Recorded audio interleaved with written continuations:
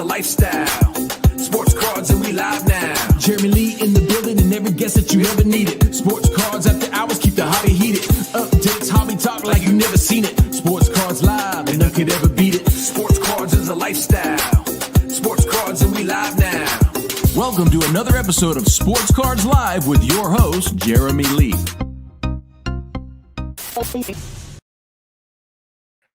Welcome, everybody. We are back. Welcome to episode number 271 of Sports Cards Live. It is Saturday night, June the 14th, 2025. My name is Jeremy Lee. It's good to be back, guys. Tomorrow on the channel, Fanatics Collect All Sport Weekly Auction Ending Watch Party is back. Also want to let everybody know that this Wednesday, Miller & Miller auction preview, followed by the Fund Your Cards show on Thursday, an action-packed week here. Guys, you can now find the audio tracks to the Sports Cards Live auction shows on their very own new tidy little podcast called Sports Cards Live Auction Nights. It looks like that right there. If you are listening to podcasts on Spotify, Apple, or anywhere else, that's where you can find those shows now. And if you're looking to add a grail to your collection, check out Fund Your Cards, the hobby's leading consolidator. They will help you finance the purchase of your grail with your own cards. Visit fundyourcards.com. You'll find their proprietary client platform that cements them as the leaders in the space. And guys, Mint Inc. is the leading hobby experience in Canada. Check out their physical Vaughan location in Toronto. And if you're not in their neck of the woods, visit their website, mintinc.ca, for online shopping with worldwide shipping. They do live stream shopping, auctions, breaks, grading, and more, mintinc.ca. And also check out GP Sports for a wide variety of hockey breaks right here on YouTube, streaming every Wednesday and Friday. All new products and breaks can be found on their website, gpsportscards.com. And if you're looking for Gem Mint and Sports Stats, Rolling Insights delivers high-quality data for businesses who trust their data feeds to power their platforms with real-time stats, box scores, player and team performance data. Fantasy players rely on SportsWise for instant access to the performance data. Ditch those messy spreadsheets. Turn raw stats into a real advantage. Visit rolling-insights.com today or tomorrow or even on Monday. Guys, if you'd like to sell your cards on eBay, but you want the pros to handle it for you, reach out to me and I can help you consign your cards with Slab Sharks. There's a link in the video description below that you can click on to create your account. It's a link that does label you as becoming my client. Hit me up on Instagram as well, or send me an email to jeremy@slabsharks.com. I'd be happy to help you out. This show, Sports Cards Live, is also available on Spotify, Apple, wherever you listen to your podcast. Follow and subscribe for free. Leave a rating and review on your favorite podcast platform. And as always, thank you to our loyal viewers and podcast listeners for your ongoing support. If you have not yet subscribed to the channel, please take a moment and do so. And as always, your comments and questions are in play. And I'll just let you guys know, I am ill. I have fallen ill, but I'm feeling good right now. So let's see how the evening goes. Let's bring out our co-host, Mr. Joe Perau. How are you doing, buddy? I'm doing real good, Jay Lee. Sorry to hear you're under the weather, but we got a show tonight. Hello, everyone in the chat, and happy Father's Day to all the fathers out there tomorrow. I hope everyone is acknowledged and appreciated in the directions of being a father and being a son. All of it is part of life. So happy Father's Day to you, Jay Lee. Well, thank you very much. And happy Father's Day. I will echo that. Happy Father's Day to everybody, to all of your fathers, all of your, stepfathers, adopted fathers, all heavenly fathers, all the fathers out there. Happy Father's Day, everybody. Well, let's see who we got here with us so far, Joe. We've got Kevin Hawthorne from Lakeland, Florida. What's up, Kevin? Laura, good evening to you. Jacob Dahl is here, as always. Random Esports, what's up with you? Jacob Dahl is watching the Stanley Cup Finals. The Oilers they're down 2-0 going into the third period right now. And keep me posted, guys. I'm very curious. The professor is here, and he's also here. He's also in town where I live right now. So we might, we'll see how I feel tomorrow. We might get together. Laura, watching the game, but watching the better YouTube channel. Appreciate that. Linda's first. What is going on? Pick Six Cards is here. Jeff McMahon. Josh J. What is happening? Ziggy No. Good evening to you. Jacob Dahl. Welcome all. Ziggy No. Great to have SCL. Yeah, I took last weekend off. Was at the Edmonton Expo. Had a great time at the show there. maybe picked up what I got there. I don't know. What's up, Mark Santucci? Yeah, Edmonton was it was a lot of fun. Thank you very much for asking, Mark Santucci. Stukes is here. What's going on, Stukes? Good to see you. Ziggy, no, I will not be going. I have a conflict. I will not be at Fanatics Fest, unfortunately, but have fun. I think I heard you will be there, so good luck there to you. Midlife Greg is in the house. What's up, Greg? Good to see you, buddy. Keep pumping out the content, my guy. Linda's for hello, Mr. Perot. There's a hello, Mr. He's got all the vowels in the wrong spots there. Okay, that's okay. Yeah, Stu says need some surfing music for Joe's intro. That's not a bad idea. Let's see what we can do. What's up, James Wynn? Good to have you here. Good to have you. Mark Santucci, did you pick up the sick? Yes, I just said I might have, Mark. I started feeling it driving home Sunday night, and then it slowly got worse. And then yesterday and the day before, I didn't leave. I've been sequestered to the basement, and I didn't leave the basement to keep my family out of my way, or me out of their way, I should say. Trees and Cardboard, good evening to you. Mookie Chilson's here. What's up, Mookie? Happy Father's Day, Mookie. Ziggy says hockey has been back and forth like the NBA. Yeah, it's been pretty crazy for sure. Happy Father's Day to you, Dan. I think you're a father, and happy Father's Day to all your fathers out there. Michael Stone, what's going on, Michael Stone? And Ziggy, Canada summer is going pretty nice up here. Orlando is here. What's up, Orlando? Good to see you, buddy. Good to see you, and look forward to seeing you at the National along with the rest of you guys. So the show tonight, guys, first of all, we've been going about 3 hours, even longer recently. We're going to maybe cut it to about 2.5 hours tonight. That's kind of the plan. We'll see what happens, just because I don't know how long I'm going to really last tonight, but we'll see how we go. But it's going to be the regulars. We've got Leighton joining. Of course, Joe is here. Chris McGill is going to come on a bit earlier than usual. And we've got Chris McRae. He's also Cardi C. He's also the Smarter Collector. He's got a great Instagram feed and website. And I noticed that I see his Instagram posts, and I'm like, that's a thought provoker right there. And a couple of them accumulate. I'm like, hey, let's see if he's ready to come back on the show and talk about some of these. So we're going to bring Chris on shortly here. I see him. He just actually got into the studio. So we'll bring him on in a couple of minutes here. Jeff Hart. Good evening, Jeff. Good to see you, buddy. Chad Shipper, welcome to the show. Welcome to the show. Let's go, Jordan. He's on vacation out of the country and still here on SCL on Saturday night. Love it. Thank you so much for that. You Michael Stone, you slackers. Hey, cut me some slack. If you'd have seen me up until about 2 hours ago, you guys wouldn't believe that we're even doing a show tonight. I literally just put myself together, whatever that means for a dude, but I did. Red Bull, a little Red Bull and go 3.5, right? Daniel, what's happening? Good to see you. Found Treasures, welcome to the show. Joe, I watched that basketball last night. Pacers and the Thunder. I watched the second, third, and fourth quarters, and for some, I don't know. Even though SGA is Canadian, I'm rooting for the Pacers. I don't know if it's the underdog sort of thing or what, but I found myself hoping for the Pacers for whatever reason. I can't even really put a finger on it, but I don't know. I thought the game was good. It was entertaining, and I felt like the Pacers were going to win all the way through. And then the last half of that last quarter, they just sort of lost it. And listen, I'm no pro at watching. I've watched my share of basketball, but I'm not an analyst like some of you guys are, like you and Chris McGill and all these guys, right? But I will tell you what I noticed was that Benedict Mathurin on the Pacers, I thought he just missed too many shots when he wasn't clutch last night, and that might have been the difference. Am I right? Am I wrong? What else was going on there in your mind? Well, yeah, he was coming off, I think, a 27-point effort. So sometimes you see that with those players that are kind of in that, emerging semi-star realm. It's hard to sustain.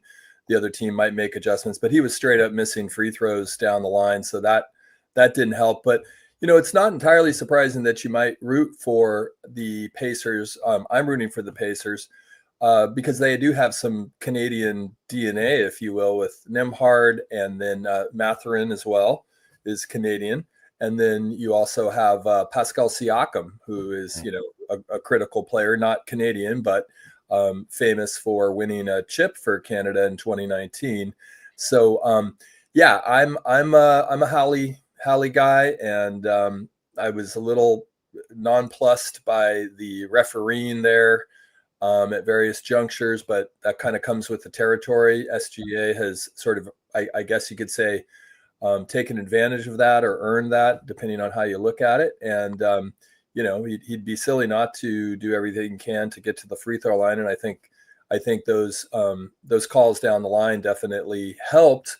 That said, I mean, OKC is a tremendous squad. Their defense is stout, and looking forward to Game 5 on Monday night. I think it could still go 7. And you mentioned Halliburton. I think he's kind of the engine that drives that team in a lot of ways, but seemed like he was missing a few too many shots for me, like on the threes especially. I forget what he went, what did he go, like 2 for 7 or something like that. It wasn't very impressive. And, you know, you sink 2 more of those and it's a whole different game. And maybe add a free throw or 2 from Mathurin on the end. But anyway, that's the way the cookie crumbles. That's the way the ball falls, right? Exciting game, though, nonetheless. I mean, exciting game and exciting series, even though it may not sort of have that classic NBA, you know, the Thunder and the Pacers. Yeah, but I love it though. It's I like it. It's competitive. It's not, two kind of teams that you haven't seen there. I mean, the Pacers have never won, right? I don't think the Thunder have either. So. Yeah, it's fun to watch. It's fun to watch. Michael Stone says, I'll say this, 2 teams you really have no reason to cheer against. I think that says it really well for me anyway. Daniel asks, are folks in Calgary cheering for the Edmonton Oilers? I think it's split down the middle right there. They are our biggest rivalry. I am cheering for the Oilers. Now, I'm a fan of the Panthers as well, but I'm cheering for the Oilers in the NHL Finals here. And so we'll see what happens. But I mean, I have certain friends I can admit that to, and certain friends I won't admit that to. I just want to avoid the controversy. So Vintage here says, rooting for the Pacers as well. Sick of watching SGA get all the calls. And Trees and Cardboard, everyone in Seattle is cheering for the Pacers. So it looks like very, very interesting where everyone is putting their attention to right now. Oilers for McDavid here from Ziggy. Yeah, I think there's a lot of people hoping for the Oilers. The Panthers they're a great team, and we'll see what happens. Tonight's Game 5, it's tied 2-2. Big game tonight for sure. Big game. And you're Oilers. You're all Oilers. I mean, I'm Oilers, but it's not like I'm super hardcore. But yeah, I am hoping for the Oilers. Yeah, but if they don't win, I won't be too heartbroken. A lot of my hoping for the Oilers is for the hobby. I think it's important for the hobby. There's so many people with a lot of McDavid cards, and I think it would help cement him as a potential GOAT. Now help me out with the pronunciation, Jay Lee, but Draisaitl? Draisaitl. Is he would you consider him a star? It seems like he's always scoring goals. Is he a star or a superstar? He's a top 3 or 4 player in the whole league. You know, him, McDavid, Kucherov, Makar, McKinnon. These are the best guys in the league. And it seems like McDavid's always setting him up beautifully, and he scores goals. So he's benefiting from an incredible hockey player in McDavid, I guess. Yeah, exactly. Want to let everybody know too, here on the channel, I've been doing a Road to the National series. There's 5 episodes out so far. Some fun interviews that I've been doing. Check them out if you'd like. And all right, well, why don't we go ahead and bring out Chris? You ready, Joe? You ready, Chris? Let's talk. Let's bring out Chris right now. Here he comes. Chris, welcome back, buddy. How are you? Hey, guys. How's it going? Good. How are you? Good to see you. Good. I'm glad you're feeling better, Jeremy. Thank you. We'll see how I took a couple Tylenol cold daytimes before we started. So that should help me, because I was sitting here a few hours ago and I did not stop coughing for a half an hour straight. So so we'll see. Well, okay. Greg loves to brag. Look at this. Which Road to the National video has the most views? It's the one with you, Greg. It's the one with you. Keep it in your pants there, buddy, but it's the one with you. Oh, thank you, Linda's first. Yes, I did guest host on the Hockey Cards Gong Show their episode that dropped yesterday. Had a great time. Thank you for that, Linda's First. All right, so Chris, it's good to have you back. How's everything going on the Smarter Collector? Because the Smarter Collector it's a Instagram feed, but it's also a website. So just kind of give everybody a quick idea. What is the Smarter Collector? What are you trying to do? And then I got 4 of your posts that I want to talk about. I think you're going to create some good conversation. What do you think? Yeah. So I created the Smarter Collector almost going on a year ago now. And the whole intention was to make it easier for people in the hobby to like figure out what they want to collect. So I really have 2 pillars. It's player profiles and collecting guides. Player profiles have 15 iconic cards for the players that I highlight, along with 5 of my favorites, really explaining why those cards were like selected by the hobby to be iconic and important. So go a level deeper than, oh, this is the card you should collect, and actually like explain why for people.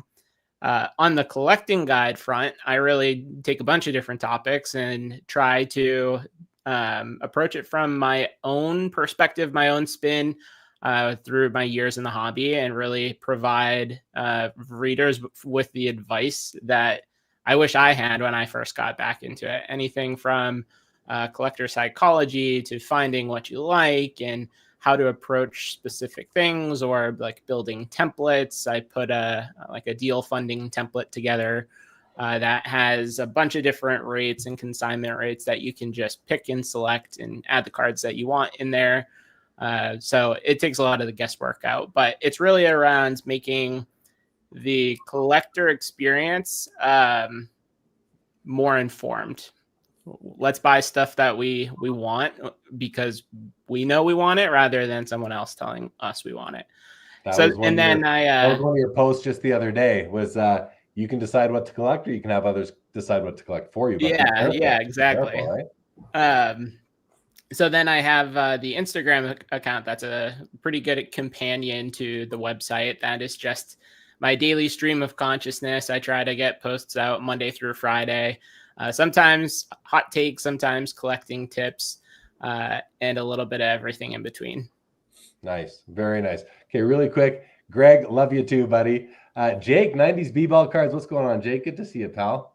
Good to see you for sure. Michael still, nothing that some whiskey wouldn't fix for sure. All right, well, let's get into the first one, guys. I've got 4 slides I'm going to share, and they're each discussion topics, and we're going to start with what I think, Chris, is, well, it's the one that I'm the most excited to talk about because I'm pretty passionate about some of this. So I'm going to bring it up on the screen. This is right off your Instagram page. He says, what's a deal breaker for your collection? For me, this is you, Chris, it's sticker autos and unlicensed cards.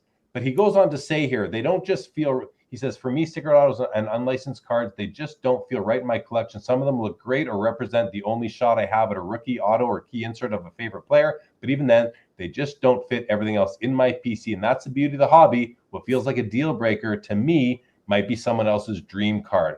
That's what makes collecting so personal and fascinating to talk about. So what is it for you? And a few people have answered here. Manufactured patches. One guy says Panini and the Packers. Sticker autos, non-licensed, non-game used memorabilia. And another guy mentions all the parallels. So lots of different things there. And Joe, what about you? What are some of the, and guys in the chat, what are the deal breakers for you? What are the deal breakers for you in your collection? What's something that you just, will not let enter your collection? But I will add, there might be a slim exception here or there, but what about you? What about you, Joe? Yeah. The funny thing is maybe something will come to me, but I feel like I'm all about the exceptions. And that doesn't mean I go out looking for sticker autos by any means, or non-game used, non-certified patches. I definitely keep those out of my collecting crosshairs and sort of rule them out, because a lot of times that's what I'm doing is discarding or disqualifying certain cards from my interest or my watch list. But that said, I also can find reasons to love many cards, and there are exceptions in some instances to a sticker auto. For instance, I've got a Messi sticker auto and a Ronaldo sticker auto. I think they're on Spectra cards.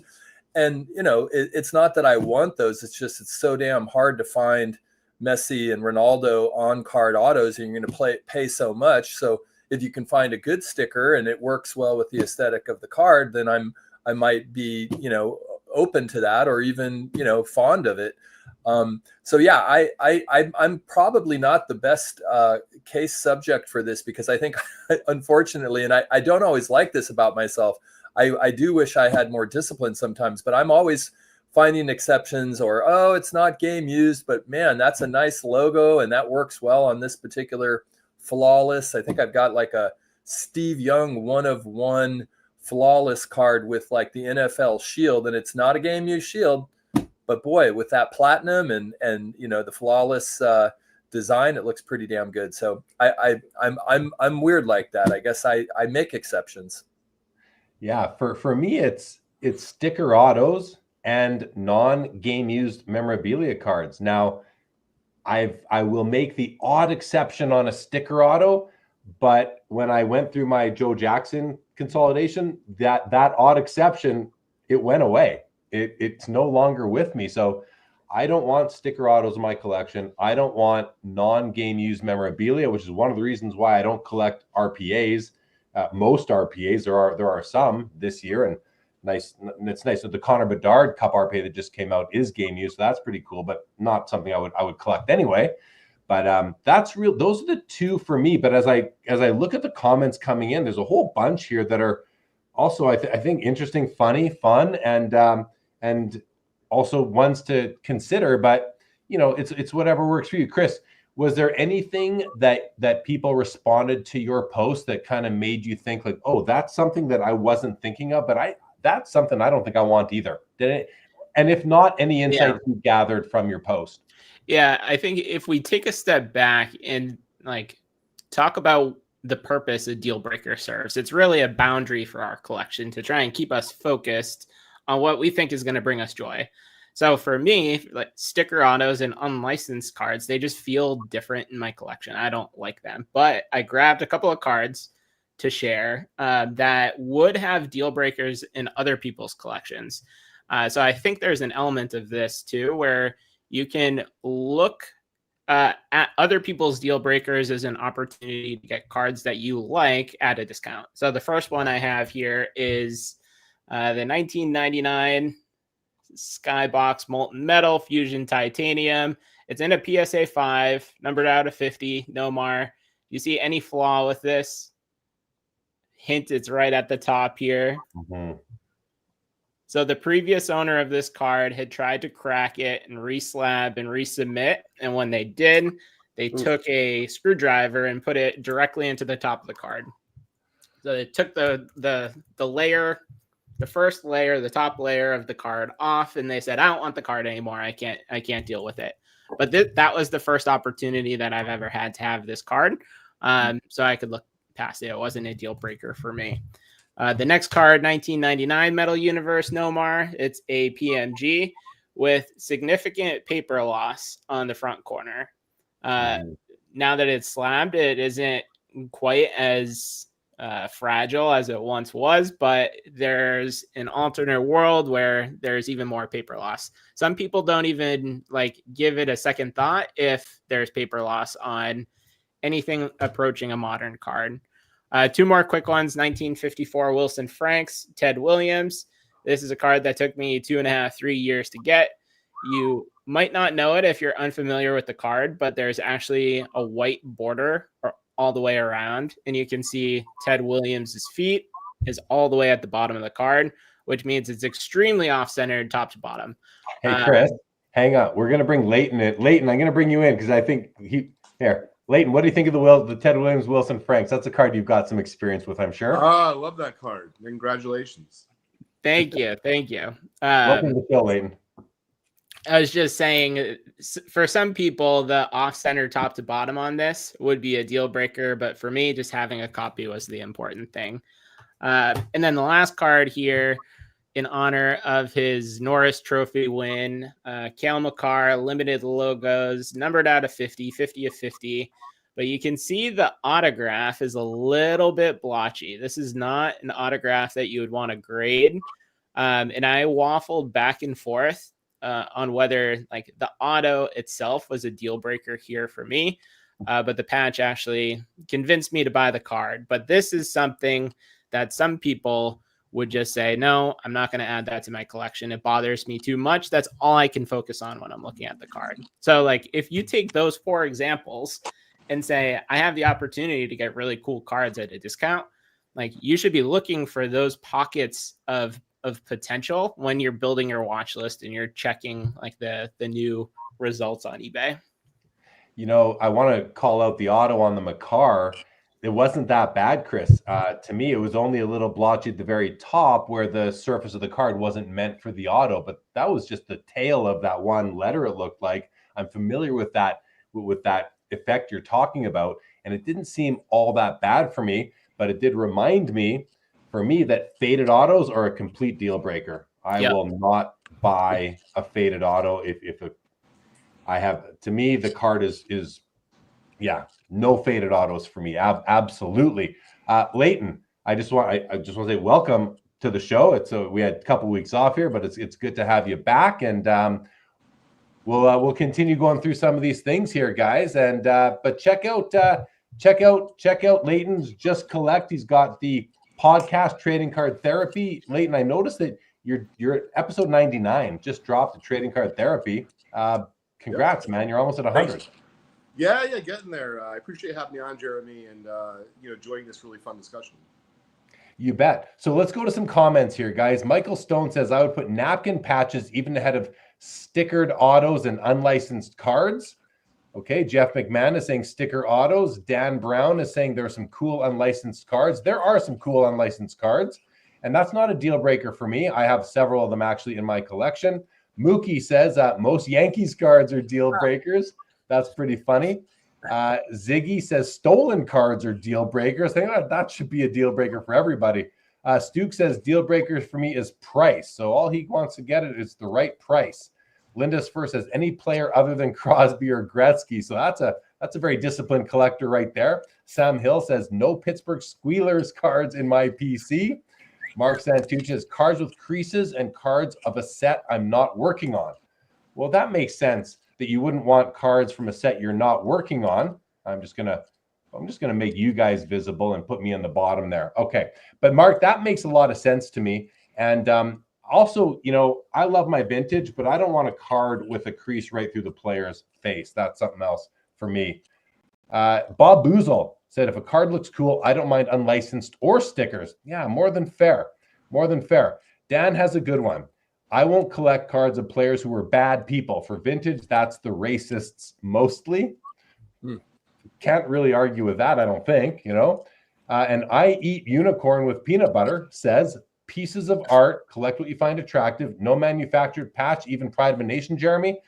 No, did I say no manufactured patches when I said that? Because I didn't mean no manufactured patches. I meant no game use patches. So, sorry, no, I think what I said was only game use patches, but what I meant was no player worn, no photo shoot, no, we don't know where this patch came from. I will have some manufactured patches where the patch is not trying to come off as a piece of game use memorabilia, where it's not imitating game use memorabilia.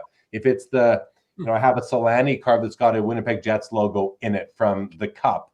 It's not pretending to be a game use patch. It's a design element, only a design element. I don't mind that. Pride of the Nation, which is what he was referring to, where they put a fake flag in the card, a mini flag in the card.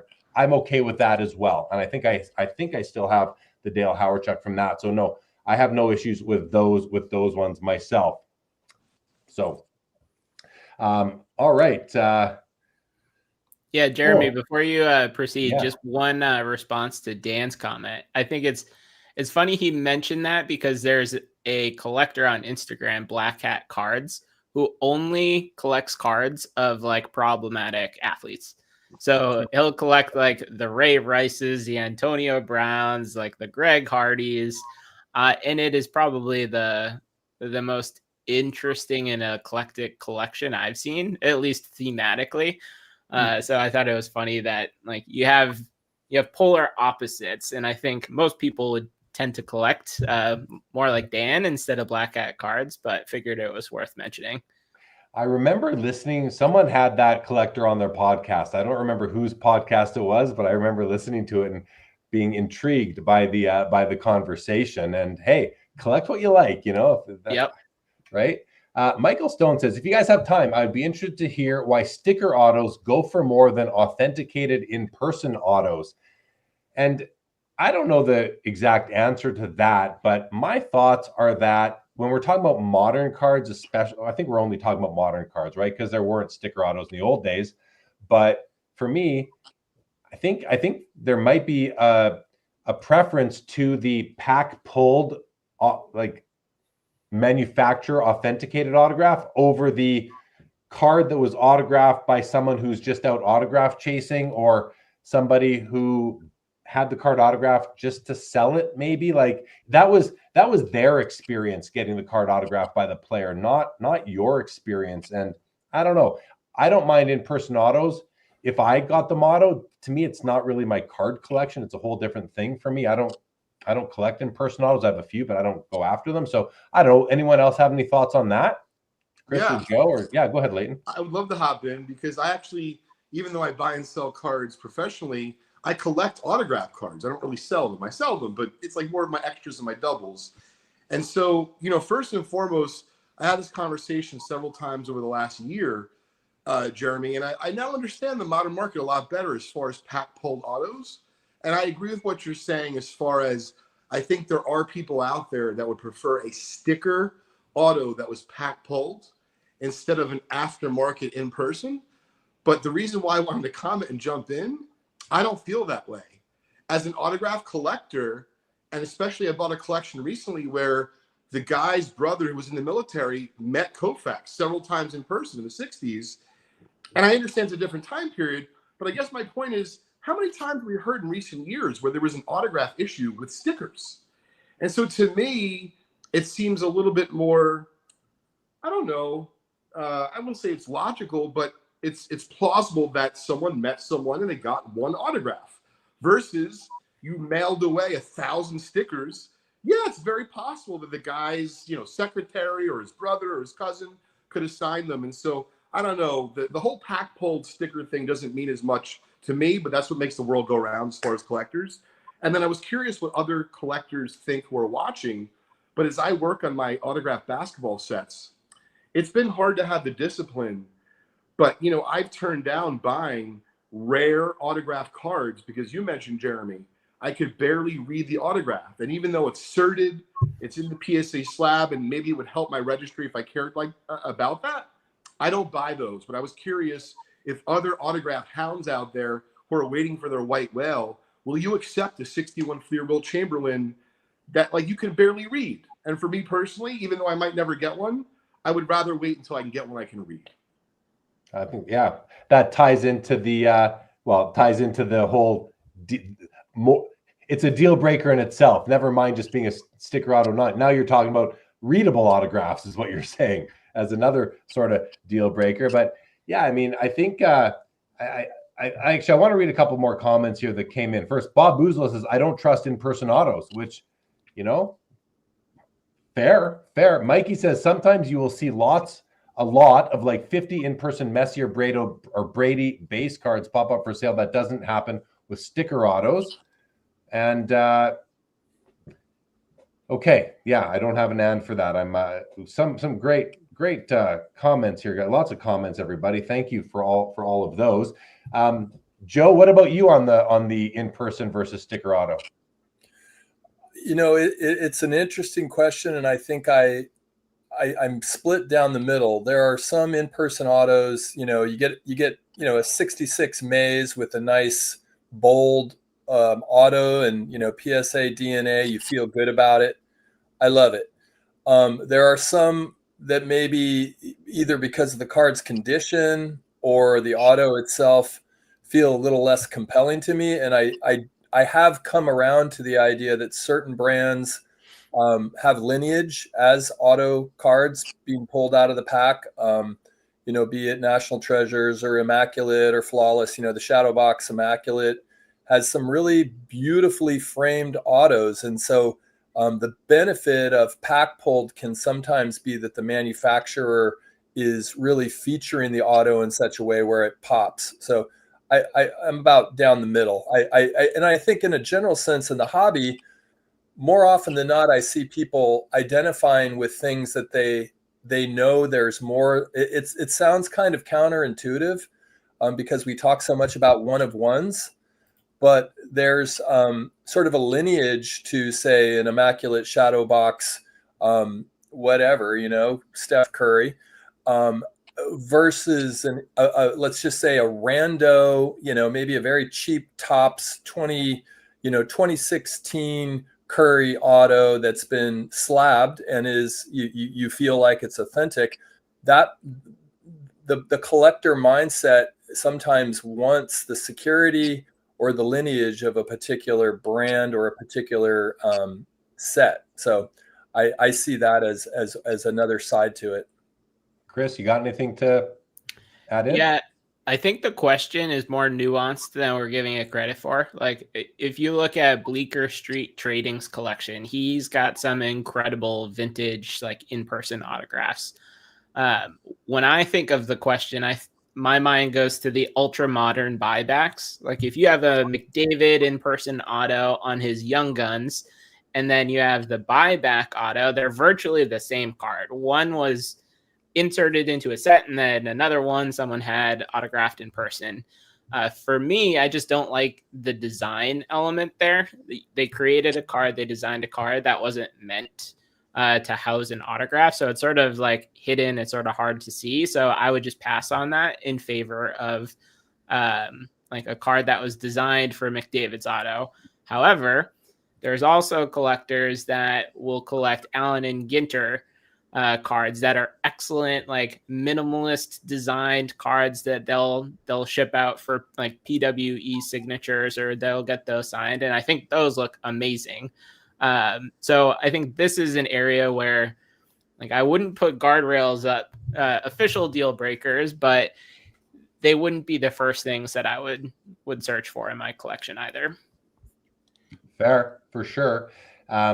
I'm going to do a couple of comments here. Ziggy here says, I'd rather have a coffee and 10 minutes with someone over their autograph. The experience is priceless. And that's actually my position on it.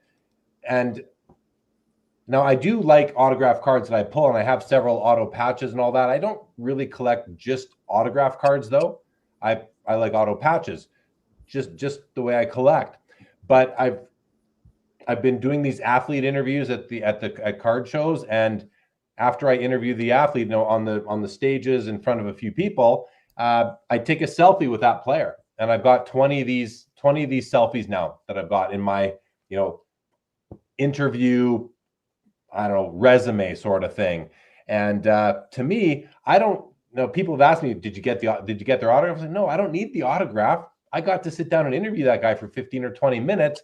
Have a conversation, and it's on YouTube now as well, or wherever it is. To me, that's a collection for me, and I don't need their autograph so much. I've never been a big autograph collector, and with you, Chris, I don't like autograph cards where the card isn't designed to hold the autograph. You see that in a lot of Prism cards. I find they're not meant to have them. They throw, and even Upper Deck does that a lot, where they throw autographs on cards where they just don't need them. And I think it kind of ruins the card in a lot of ways. Or I don't say ruins it, but it makes it something that I'm not interested myself. Trees and Cardboard says, I don't mind sticker autos as long as they are graded a 10. It's just part of the Panini era. So I guess the grade, and I think what Trees and Cardboard there is talking about is the autograph is graded a 10. So, I mean, I don't collect that way at all. I don't really care. I don't even think autograph grades are, I think it's a joke, actually, the grading of autographs. So that doesn't make any sense to me, but collect as you want for sure. Double D, Dylan says, I could care less about the experience. Give me a pack pulled auto on card only, or a nice clean ballpoint pen auto on vintage. Fair. And I get that. And I don't think it's like, you know how they say you don't want to meet your heroes a lot of the times? Like, I get it. I've never stood in line for somebody's autograph. And I'm not saying you shouldn't do that. I mean, build your collection, do what you want to do, but I totally hear it. I hear it. And Mookie says, I love legible early ballpoint autos on vintage, if possible, but Sharpies aren't a deal breaker. So he's got his preference, but he's willing to work outside of it as well. All right, guys, any other comments from the panel before we go to the next slide from the Smarter Collector? Seems like a no. All right, well, let's move along then. Let's move to the next one here. Cards in your collection are either essential, value add, or junk. I love this. I love this post, Chris. Love this post because it provides a framework to go through your collection and somewhat almost like auditing your we're both accountants, Chris. So yeah. we've been auditors, going through your collection and deciding like which cards do I really need. And again, in my Joe Jackson consolidation process, I went through everything and I got rid of a lot of junk. And you go on to say in the post, he says here, not every card in your collection deserves a seat at the table. Some are foundational, others are useful. The rest, dead weight. Every card you own falls into one of three buckets. So the essentials are the cards that define your collection. The value adds are the ones that support your goals for now. And the junk are the ones you're holding on to just because. And for me, the just because is I'm too lazy to get rid of them. I don't want to put in the work to get rid of them. You know, they're not worth my time. But in working with Fund Your Cards, I was able to just say, here's a bunch of cards. Go get me what you can for them to work off my debt. Chris, you made this post, you obviously put some thought into it. What sort of insights were you able to gather from it? Yeah, so I borrow a lot of concepts from other podcasts outside of sports cards. And this comes from the minimalists and minimalism in general, which is it's not a good lifestyle to embrace if you're a card collector. There's a lot of tension there if you're trying to get rid of as much stuff as you can while also collecting the things that are important. But the concept they use is you have things that are essential. So things that keep you alive, water, food, clean air.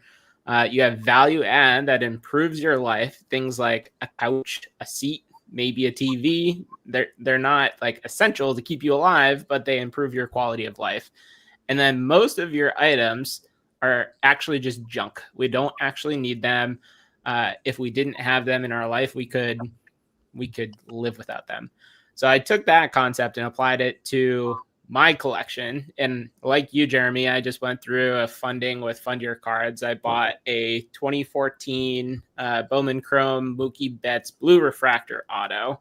It's a card I've been eyeing for years, like since I got back into the hobby. And I finally said, this is a good price. I want to do it. Like, let this be the forcing mechanism for me to actually critically evaluate my collection. And as I went through, I found that there was a lot of cards that were masquerading for me as value add pieces. There might have been like a good story or some emotional attachment to that card at one point, but it was no longer applicable. And when I dangled an essential or like a true value add card that I have high conviction in its place, that consolidation process became a lot easier. And the cards that I thought were value add were actually just taking up space in my collection.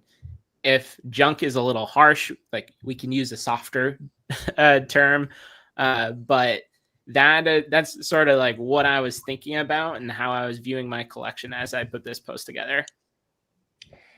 Yeah, it makes sense. Like to me, it makes sense to look at your collection that way. And like I think a lot of us go through it semi-regularly. There's people that don't sell any card. I like Dylan here says minimalism can suck it. Haha. You know, Lonely Basement says my cards keep me alive, as in, you know, what you're talking about, just how necessary they are, like food, shelter, and clothing sort of thing. But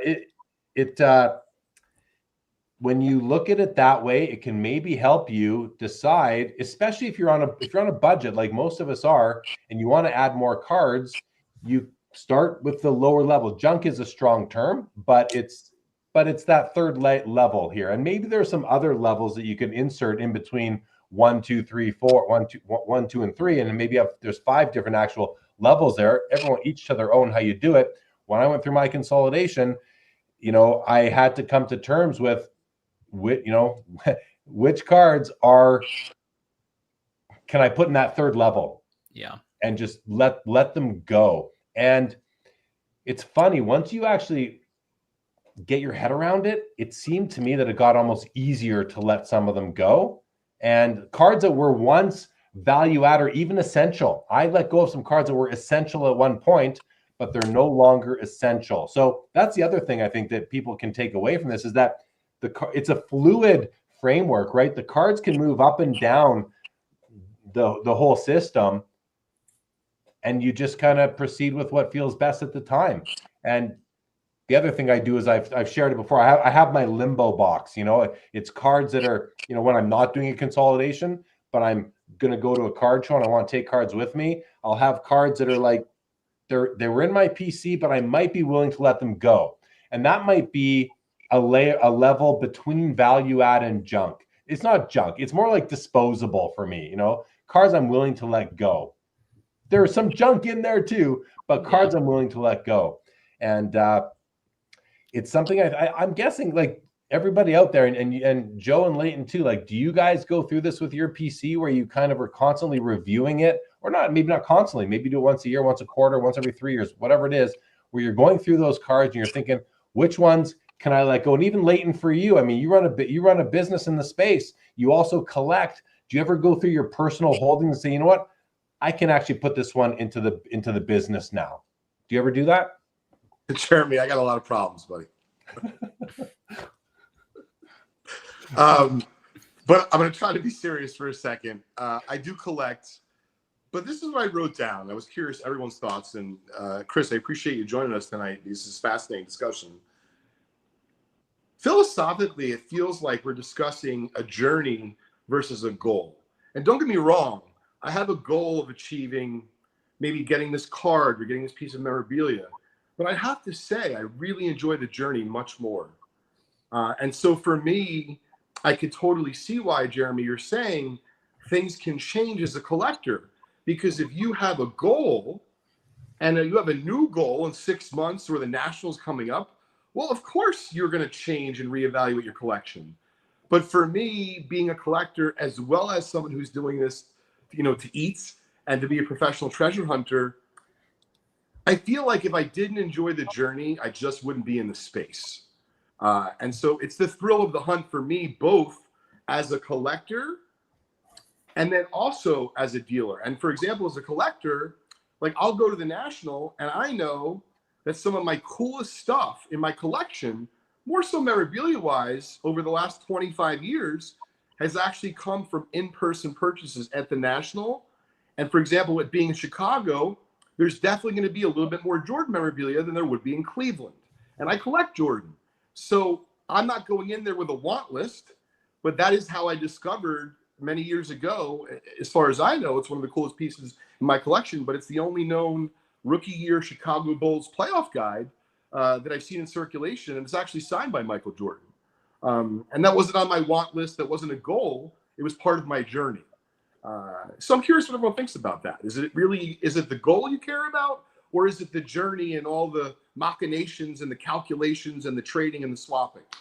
I love that layer you've added to the discussion, Leighton, the journey versus the goal. It's got to be journey. I think it's got to be journey, but for many people, it's going to be goals. Completing that set is a goal. Maybe being number one on the PSA set registry for whatever set you're doing is the goal. So I think there's probably a combination for people of goals, enjoying the journey, but achieving goals along the way, right? Like it's not one or the other, Leighton, in your mind, is it? No, it's not. But I was trying to pose it as it is. And are you choosing the journey or are you choosing the goal? Because to me, when I hear you guys talk about using a service like Fund Your Cards, and I've chatted with Mark before, I think it's a super cool service. But it almost seems as though sometimes like, all right, well, that was my goal. Well, if you reach the goal and the journey's over, like the hobby wouldn't be nearly as fun for me. So yeah, I hear what you're saying, but again, I guess it depends what your mindset is, right? For me, I used Mark and Fund Your Cards, and that was part of the journey, but it certainly wasn't the goal, because my goal is just to enjoy my collection and enjoy all the cards in it. But I still find myself lusting for cards regularly. So it just was another step. It was a big step. It was the biggest step I've ever taken.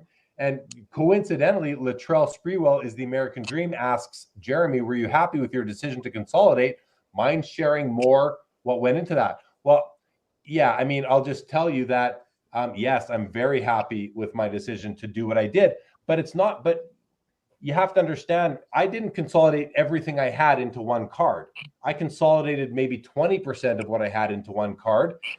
And I'm fortunate, if not blessed, to still have a kick-ass collection that I absolutely love. So when I actually today, I went and looked at, I have a folder of, I call it the Joe Jackson Fund, of all scans of all the cards that I gave up. And I looked over and I was like, I don't feel bad about this. I don't miss. There's cards I'll miss, but it's okay. You know, I'm okay with it. But I'm super okay with what I've done, to the point where I'm actually quite happy about it. So, you know, maybe to reconcile this, Leighton, at least for me and you, is that you can have a bunch of goals on the way during your journey. But the journey, really, the goal of this whole journey, the overriding goal for me is to enjoy this hobby, which is my lifestyle. Just this is my life, right? Just enjoy it.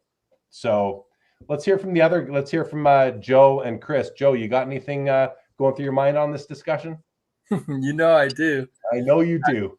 If we start talking journey, I'm gonna, get into it, get into the mythic. But I mean, I kind of look at first of all, I really appreciate Chris's sensibilities across the board on his website. There's just a lot to dig into there that sort of invites us to self-reflect on our relationship to collecting, and also, has some very strong wisdom for people to keep in mind, even very experienced collectors.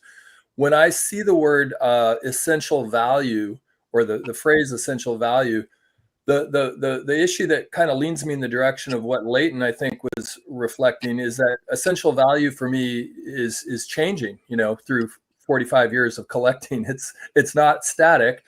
And my economic reality changes at different times, to the point where there has been some very essential value that I've had to move off of if I wanted to access other cards, or sometimes pay the rent, so there's so to kind of look at this statement, which I appreciate this statement, because I do think it throws you into the deep end of evaluating your collection, perhaps, but I find it a little hyperbolic, in so much as I do see that a wider spectrum between essential value and junk, a lot in between, and a lot of moments where I'm moving off of essential value and holding on to junk. And sometimes things that I thought were junk actually end up pleasing me far more than I thought they might, and vice versa. So it's a moving target, and that's why I would sort of embrace the journey idea, because it's a journey of your own sensibilities of value. Well said. Yeah. Chris. I think, Leighton, you encapsulated the hobby in such a succinct way that I haven't heard other people articulate before. And what I struggle with is, if you talk to someone outside the hobby and you show them a card, what's their first question? Oh, that's really cool. How much is it worth?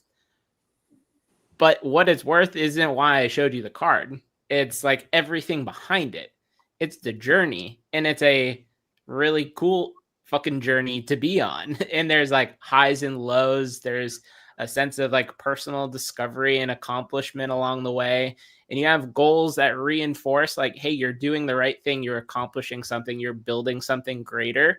But it's so hard to articulate that in a sentence until now. It's like sports card collecting is a journey to become a bigger, better, brighter person, collector, more introspective. So I definitely agree with what you're saying. And Joe, I totally hear you here. The phrasing is quite hyperbolic, and I think it was a little bit intentional to try and get some eyeballs, but that's part of the game you play when you're in the content creation space these days. Totally. And I appreciate it. I like it. I laugh and I invite it in because it is sort of a heuristic for our own values and self-reflection on our collection. All right, let's go to some comments from the chat, guys. Chris C said, I used to have no direction and bought too much of everything, but now I just focus on my two main PC players. Bob Boozle says, I'm taking a journey on Sports Cards Live Road to the National. Appreciate that, Mr. Boozle. Latrell Spreewell says, Sports Cards Live is essential for me, keeps me sane. Thank you so much. Midlife Greg says, journey is greater than the goal. Yeah, I think we're all on the same page with that one. Mookie Chilson says, journey is greater than Steve Miller Band. I got to push back on that, Mookie. I'm a Steve Miller Band guy myself. I don't know about the rest. Let's just go across the panel here. Journey or Steve Miller Band? Chris, Journey or Steve Miller Band? It's actually Journey. The house my wife and I own now, the drummer from Journey grew up in, so I'm Journey by default. Oh, you have to be. Fun fact about me. How about you, Joe? Fly like an eagle. Attaboy. Leighton? I second Joe because their greatest hits album was playing repeatedly in my frat house in college. It's ingrained in my head forever. Steve, the greatest hits, 1974 to 1978, one of the best albums of all time. And Abracadabra isn't even on the album, if you can believe it. So must have come out outside of that window.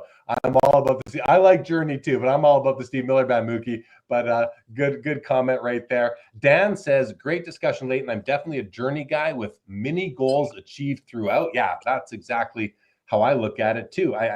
Yeah, pretty much. Stuke says, don't stop believing. And Foul Ball is here with a good evening. Welcome to the show, Foul Ball.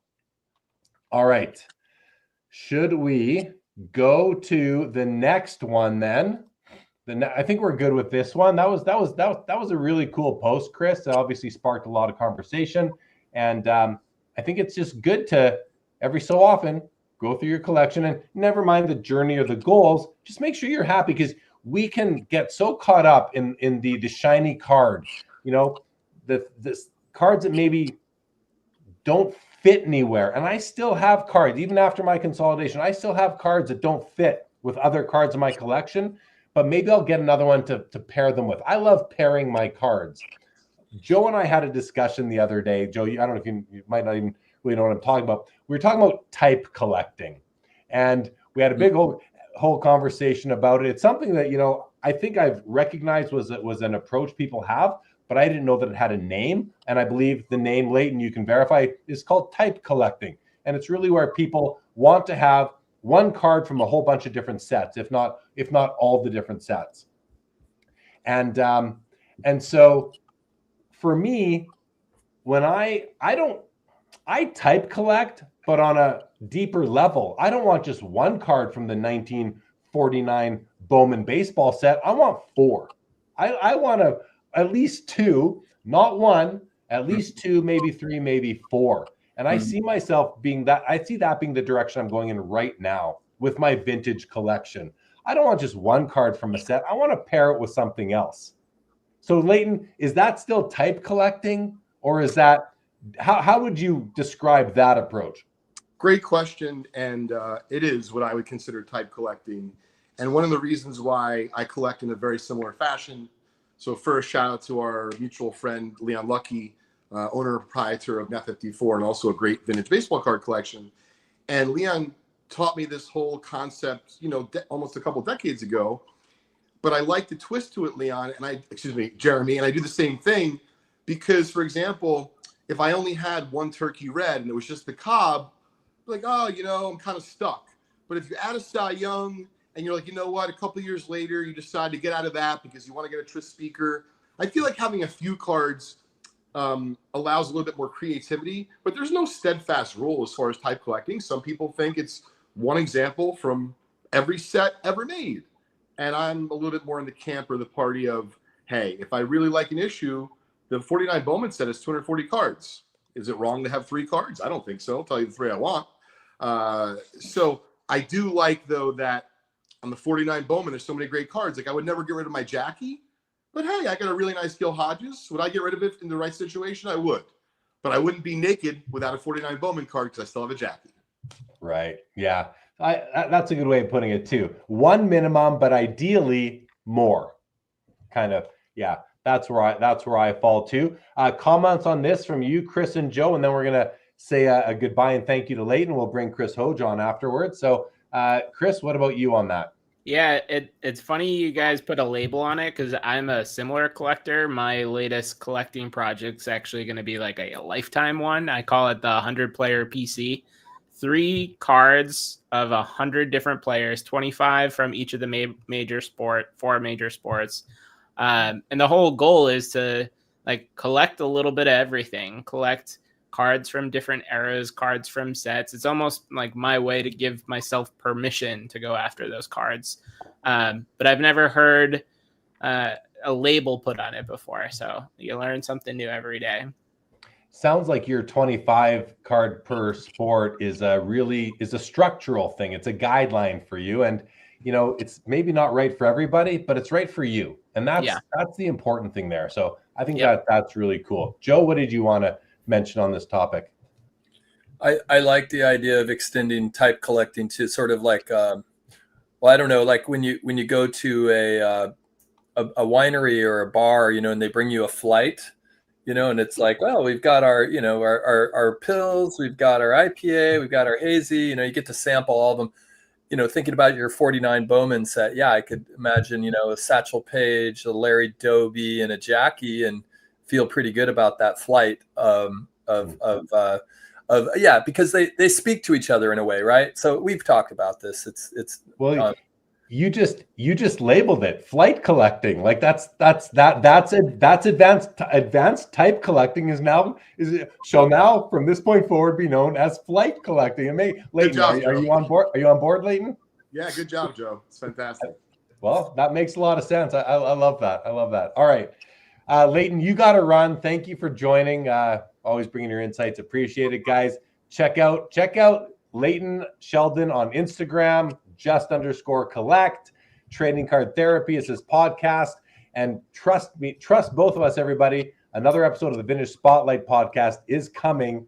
It's coming soon. So thank you very much, Leighton. Thanks, everybody. See you soon. Happy Father's Day. Same to all you guys. Happy Father's Day, buddy. Thanks. All right. Okay, we'll do a couple comments and we'll bring Chris Hoge onto the screen with us. Orlando says, I'm always consolidating my collection to get cards I've always wanted. I think you're not alone, Orlando. Right on. Old School says, I like to think most cards I'm adding are value adds.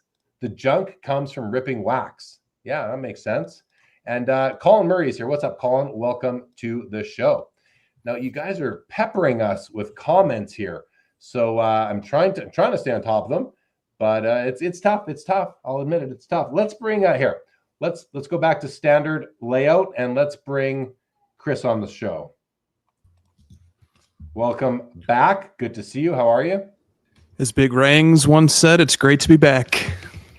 Is he the guy that said that first? No one else ever said that? I think he is the first. Don't fact check me on that. He coined the term Big Rangs. Will we be seeing Big Rangs at the National? Oh yeah, Sounds good. I am sure we will. Hello to Cardi C. What's up, Chris? Man, I was thinking the other day, it's been almost 5 years since you and I made our first piece of content together. A long time ago. OG card ladder tester right here. Dude, looking forward to reconnecting at the National. Me too, man. Wouldn't be card ladder without you, dude. Thanks, man.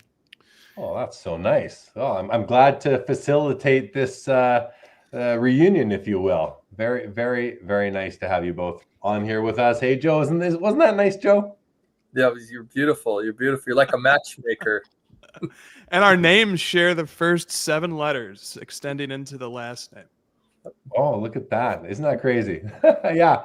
Yes, Ziggy, that is Cardi C. Michael Stone says, "Isn't Chris the closer for you?" Good evening. Yeah, Chris comes on.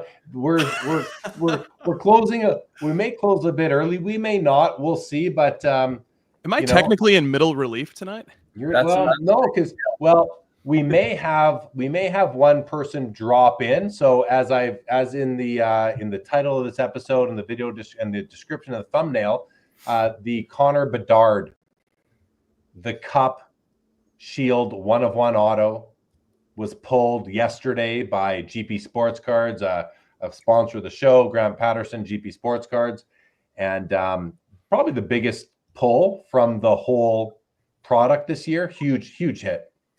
And an offer was made publicly on the Facebook post where it was kind of shown. An offer was made by Karn Rai, who's been on the show several times. He now heads up Slab Sharks. He made an offer for the card. He offered the whoever hit it in the group break, he offered to either do one of two things. Let Slab Sharks auction it off, and we'll guarantee you, I think we'll give you a cash advance of $80,000 Canadian, and we'll let you keep 100% of the proceeds. So they wouldn't, not only would they not make any fees, they would pay to sell the card. So I think that Slab Sharks looks at it as a marketing opportunity. And then, or he offered to buy it for 125,000 Canadian dollars outright, which is 90,000 USD. I did the math. So that's a pretty, so Karn, I said, hey, do you want to come on the show and talk about the card and making an offer on it? And he did let me know that he's got some obligations tonight, but if he can make it, he will. So Karn might pop in a little bit later if he has a few minutes. I don't know if he'll be coming on or not, but just to let everybody know of that. Chris, have you been paying attention to the last couple of topics that we've been talking about, and anything you'd like to mention on either of those last two Cardi C or Smarter Collector posts that you might have had thoughts on? Well, Jeremy, like you, I am a walker, and I consume my hobby content at the same time. So I usually just walk for the first hour of the show, and just hope I don't show up too sweaty on camera under the light. But I really don't have anything to add. I just enjoyed the conversation quite a bit. I like this concept of the type collector. I like Joe's development of it into the flight collector, and they rhyme. So it just keeps on the gift that keeps on giving there. Yeah.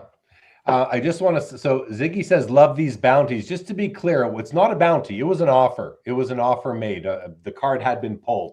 So I just want to make that clear. It was not a bounty at all. Okay, Chris. Well, I'm glad you enjoyed the first hour of the show. Why don't we then go to the next Smarter Collector post that had at least piqued my interest. So I'll share it up right here. And it says, the card over the slab every time. He goes on to say, I'd rather add a great card than pay for someone else's opinion of it. Grading has its place, but when I'm building a personal collection, I'm not chasing plastic. I'm chasing stories, eye appeal, and value. Paying $30 to $50 per card just to get a number slapped on it might make it easier to move it later on down the line, but that's less money that could have gone to better cards. Are you Team Raw or Team Slab? And I almost think that the ending question there is it doesn't quite give it as much.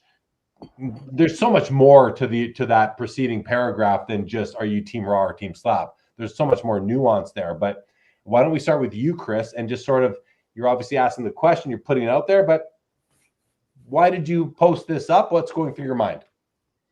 Yeah, I think full disclosure, I have a 1-year-old son that's in the room next door crying right now.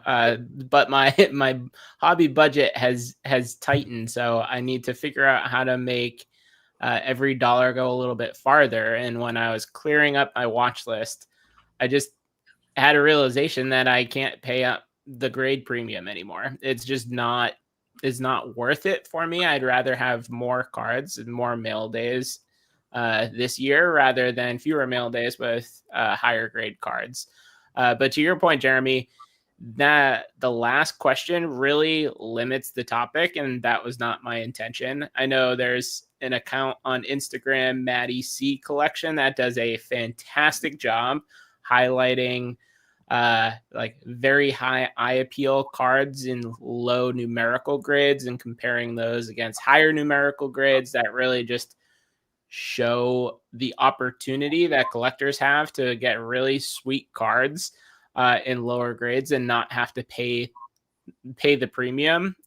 Before we hopped on, I also used Card Ladder to do some price research, and just want to call out a couple of like the absurd price multipliers that I don't understand to this day. Like the 1980 Topps Ricky Henderson, PSA 10, Pop 26 out of 63,000 graded. Between the PSA 9 and PSA 10, it's a 52x multiplier. Of course, you have the 86 Fleer Jordan, Pop 332 of 47,000 graded. It's a 15x multiplier between the PSA 9 and PSA 10. And then the 89 Upper Deck Ken Griffey Jr., it's a 10x multiplier between the PSA 9 and PSA 10. And that card has a pop of 4,300. So like taking all of those, I'm saying, give me the raw card, give me the damaged card, the card with the print loss. Let me have the card instead of a higher grade. Yeah, I mean, you're totally talking my language, top to bottom there. Could not agree more.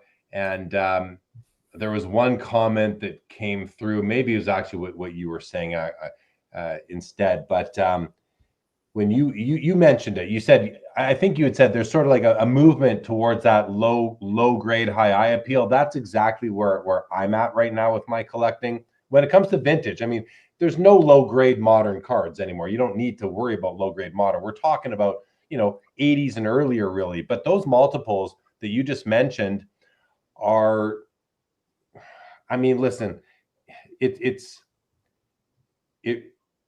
this grading or condition. I can't call it condition scarcity because it's not the grade doesn't always reflect the condition accurately and consistently. So it's simply the scarcity of the grade by that grading company. It's the PSA 10 scarcity is what we're talking about. And there's so many people in the hobby that just want the PSA 10. They don't care what the card looks like. That Wilt Chamberlain that just was announced coming to Heritage Auctions. I don't know if you guys saw this. It's a PSA 10, one of the 4 PSA 10s that just came. I think it's coming to Heritage right away. It's maybe not a 10 anymore. It's a new slab, but an old serial number. And it's off-centered. I don't think it would pass their new centering standards to be a 10, but it's still going to sell for well over $1 million because it's in that PSA 10 slab. And I mean, listen, I've sat here and whined about this for months and months, so it's nothing new. But there are people that and maybe it's really based on the PSA set registry, which is magic. It's a magical platform. But maybe that's what it is, or it's bragging rights. But I don't know, like this, how many PSA 10s used to be PSA 9s based on the resubbing? So it's, the card over the slab every time, 100%. It's the only way to go for me. And when you ask Team Raw or Team Slab, I'm Team Slab. I'm Team Slab for my vintage cards. I want my cards in holders. I want to know they're authenticated. And like the lower the grade, the better. The lower the grade, the happier I am, because I feel like I got such a great value on my purchase. I feel like I'm doing so much better than the people who are buying overgraded PSA 10s or overgraded PSA 9s. Give me an undergraded PSA 1, 2, 3, or 4, and I think I'm winning. I might be wrong, guys, but I feel like I'm winning the hobby at that point. So just a few of my thoughts there. Let's see what everybody else says. Joe, why don't we go to you? Yeah, I agree with you fully on the vintage side of things. In the modern world, I am an interesting collector in so much as, like, for instance, I got like a messy gold Topps Chrome out of 50, I think it was Topps Chrome, and I got it in an 8. And to me, like, I understand that 8s are kind of like the stepchild of the hobby, a PSA 8.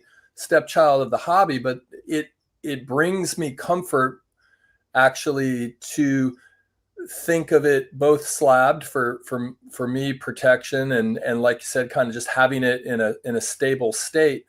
And those 8s go for way less than the 9s and the 10s. So I am buying the card, but I'm using the slab as a sort of proxy or point of leverage to get into a card, to be able to acquire it when I would not be comfortable paying, upwards of $1,000 for a messy 2022 Topps Chrome Gold card, but getting into it for 300 for one grade lower, that works for me. And I know there's reasons, there's maybe print line, maybe a centering issue, maybe a little, dent or ding in the back surface issue. But that doesn't really matter that much to me. When you get to the limited types of cards, 50 and under, 10 and under. So that's kind of how I approach this. And by the way, I love this, Chris. I feel like I'm being put in the therapist's office on the couch, and I'm just like, okay, I've got to, what do I think of this? And it's not small things. I mean, we could talk about any one of these for the whole 3 hours, but great slides onto. Well, let's hear from Chris on this a bit more. Or sorry, yeah, Chris Hoge. Sorry, Chris Hoge. Oh, I was getting ready to go either way. You're one step. Listen, I am not at my finest right now, guys. I am sick. I'm on some meds, so please. You're doing amazing. Bear with me, please. You're doing great. All right, Jeremy. Honestly, I took some notes. I scratched them off because pretty much everything I was going to say you said. But okay, I will. Okay, thanks, Chris. We'll see you next week. Yeah, I'll see you guys next week. Come on, Karn's in the back. Come on in, Karn. Okay. But I'll add this, all right, because this is a very nuanced and complicated topic. There's so many layers to this, and there's so many branches to this tree of discussion, that the one that I'll add, I'll take up a little bit for the PSA 10 collectors, just because let me give a voice to that, even though I am adamantly not one. But I understand how it came to pass that people put such a premium on the highest grade, especially in situations where there's just a few. Like I guess the Henderson has 20 something, as out of 60,000 some copies.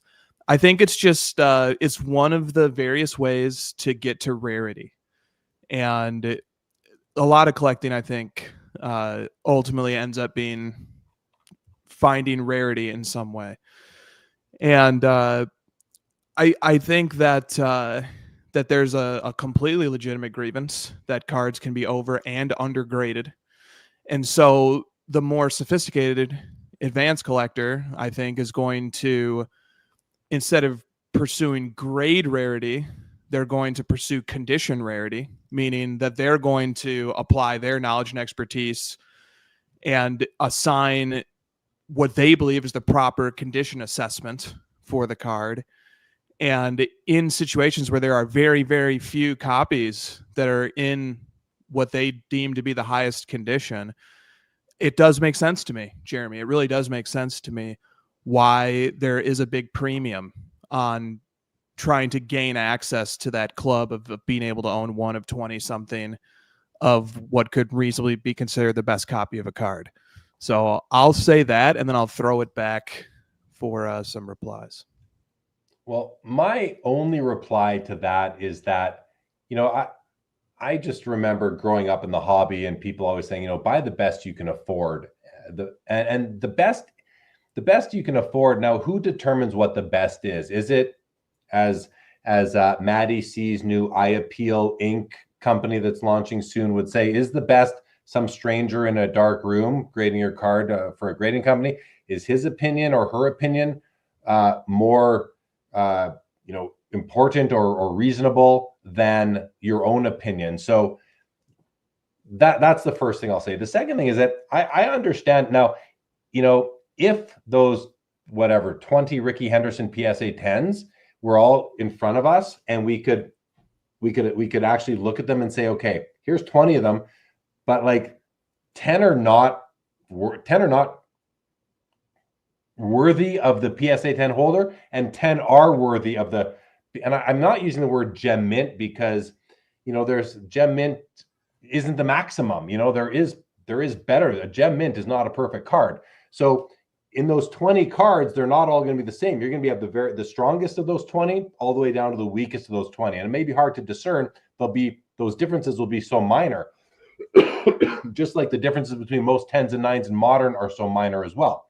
So if you are truly acquiring the finest copy, despite what PSA or SGC have to say, but you and maybe a committee of people, or just you, the buyer, can assess and say that is the finest copy, or among the finest, or worthy of PSA 10 values, then sure, if you can afford it, go buy the best you can afford. That's okay. I mean, listen, if you have the money, go do it. When you don't have the money, you can go buy, and those Ricky Hendersons, I guarantee you, there are PSA 9s that are nicer than some of those 10s. That's a gimme right there. Give me that. So another gimme is give me that PSA 9 that is nicer than those 10s, and I'm going to save over $1 million. No, sorry, I'm thinking about the wilt. What does a Ricky Henderson PSA 10 go for? 150K, something like that? Yeah. Save me $148,000 and give me that PSA 9, like all day long. So that's where I fall. But Chris, I understand what you're saying, and I'm not going to push back on it. I think if you are somebody who has a $10 million a year budget and you can do this, I mean, hey, by all means, go for it. And I also think back to, as I said, people always said growing up in the hobby, buy the best you can afford, and then grading happened, and someone's telling us what the best is. But is the greater hobby going to always consider the best to be just what the number on the PSA slab is? I mean, maybe PSA is a monster. They're the biggest. They are the king. So will they always be? Will people always just go by what they say? I think many will, but I think many won't. And I think that category of the many that won't is growing right now quite a bit. And it's not that people are like, I want my vintage cards in PSA slabs. I'm happy to say it. I do. I want uniformity in my collection. I don't like the SGC slab. It's just too big. I don't like the black inlay tux. That's just me. I want my vintage in PSA slabs. My modern auto patches and thick cards, I don't need those slabbed at all. I'm very happy with them raw, and they for the most part are all raw, unless I bought something that was already graded. So yeah, that's kind of where I fall. But let's hear from the other guys. Who's more eager to go first here? Let's go with you, Chris. Go ahead, Joe. Yeah. No, Chris. Go ahead, Chris, the guest. Chris. I think it comes down to collector intention. Like you say, buy the best card you can afford. I ascribe to the buy the shittiest house in the best neighborhood approach. I also recognize that there are some people who owning the 1979 Gretzky O-Pee-Chee rookie in a PSA 10, that is a credibility piece that buys you access to certain clubs and conversations that you do not have if you only own a PSA 9 version.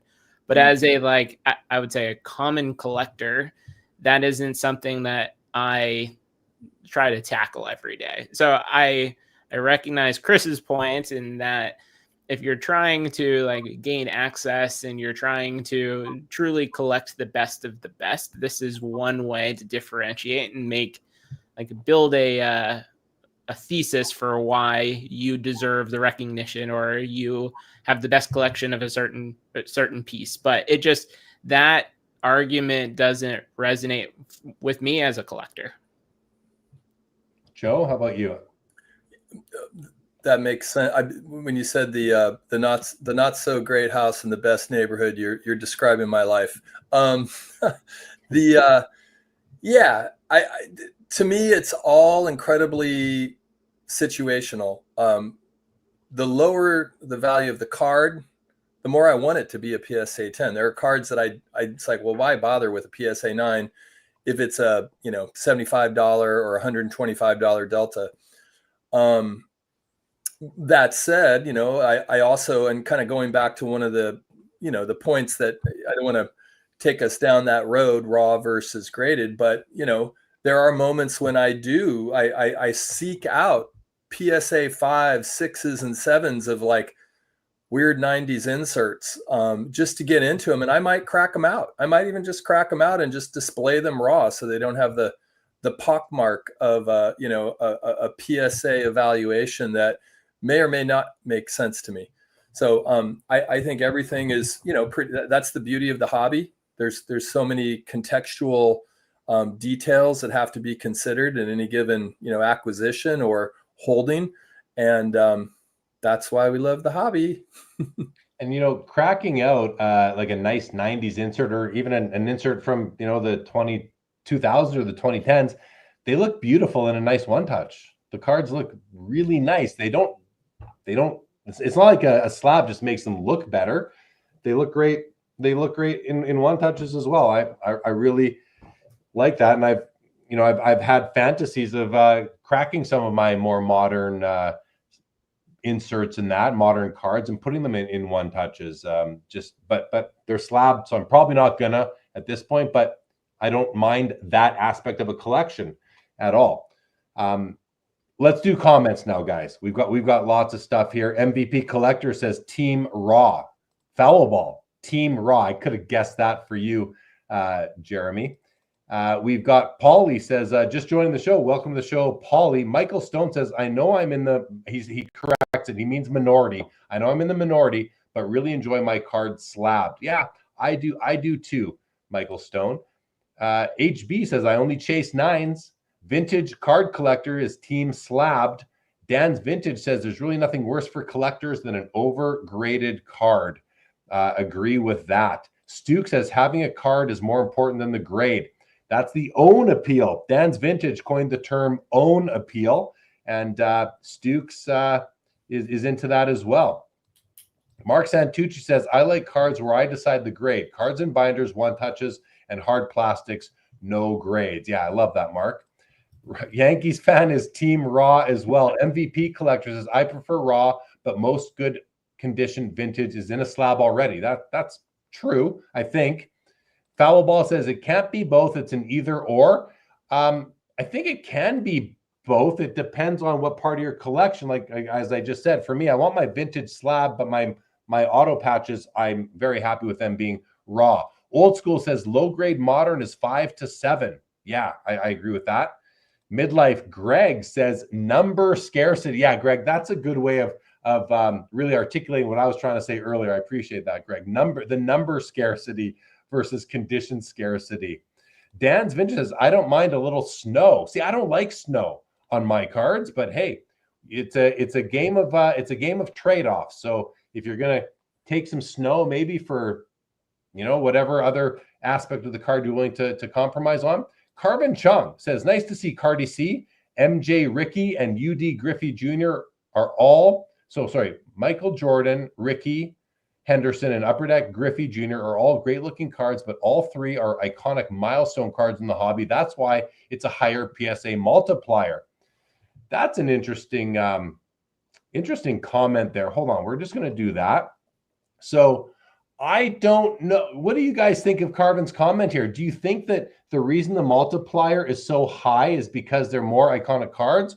Or in the case of Ricky, it's because it's such a low gem rate? What do you think, guys? Let's go to you, Chris, Cardi C. Yeah, I think in order to get the multipliers to where they're at, people have to want the card. So if it's Joe Schmo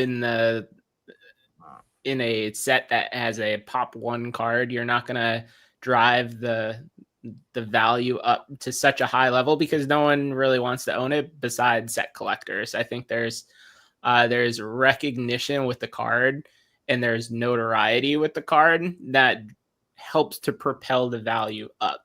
Not to mention like Ricky Henderson in his own right, all-time stolen base leader, probably top 25 to 50 greatest baseball players ever. Like there's a reason why there were 60,000 of those cards graded. People really like him. So I agree that like part of the reason for those multipliers and those differences are because those cards are so iconic in their own right, grade aside. Yeah. Yeah, I think what you said at the top of that was people have to want it. And what Carvin was saying was these are iconic cards, among the most iconic. So people want them. And the gem rate on the Jordan is pretty tight. So is it on the Ricky Henderson, the Ken Griffey Jr. I mean, there's just enough to go around. So it's a cheaper card because of that. It's like, $2,500 for that PSA 10, where we're talking $150,000 for the Ricky Henderson. So, but then I just noticed Chris C says, he says, call it gem rate or whatever you wish. It's the pop report manipulation, to be honest. That's why there's a premium for those. So I think, listen, what he's saying is that he's saying there is population manipulation, or what he's saying, I think, to really make it clear, is that when we talk about PSA, what he is putting out there is that they're not giving out as many 10s as maybe they could, is what he's trying to say. And there's been accusations of this for years and years. I've heard Nat Turner say it's bogus, they don't do it. But let's face it, he hasn't been there all that long. Like, he's been there for how many years now? Four years, which is, it's a good chunk of time. But there was a lot of time before that where there could have been manipulation going on. So yeah, interesting stuff. Chris, what are your thoughts? Chris McGill, Chris Hoge.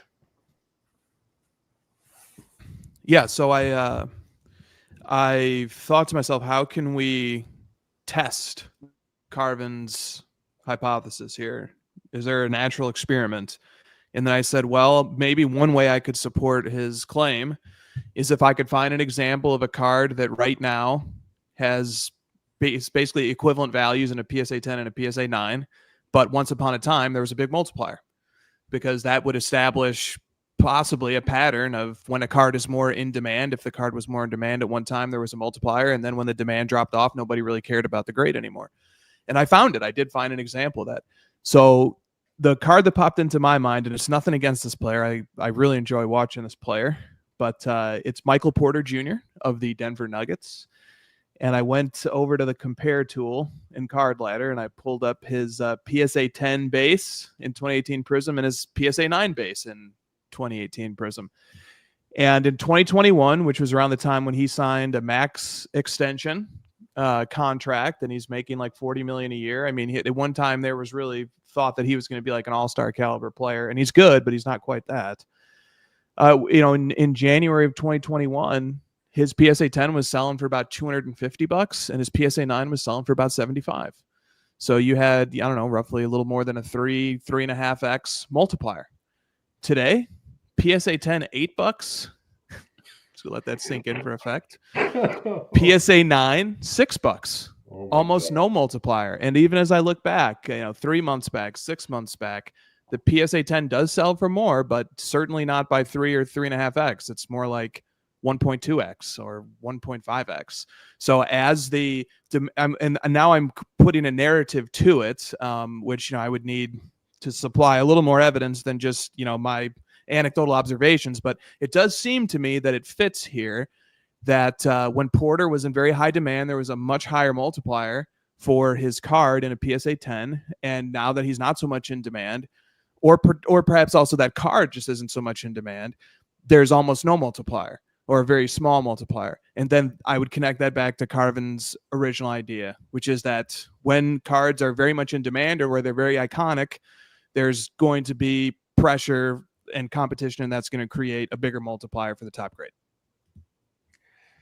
Yeah, can't argue with that data point, being Michael Porter Jr.'s Prism card. I think, like you said, we'd need a much broader sample than just one guy who's not even a top guy, not an all-time great or anything like that. But and it's also, I wonder how these things differ across eras, from ultra modern Prism to more vintage players. But yeah, that could be a deep dive for another day. I think maybe there'll be a paper on this on the Smarter Collectors website one day. I don't know. Don't mean to put you to work, Chris, but you never know.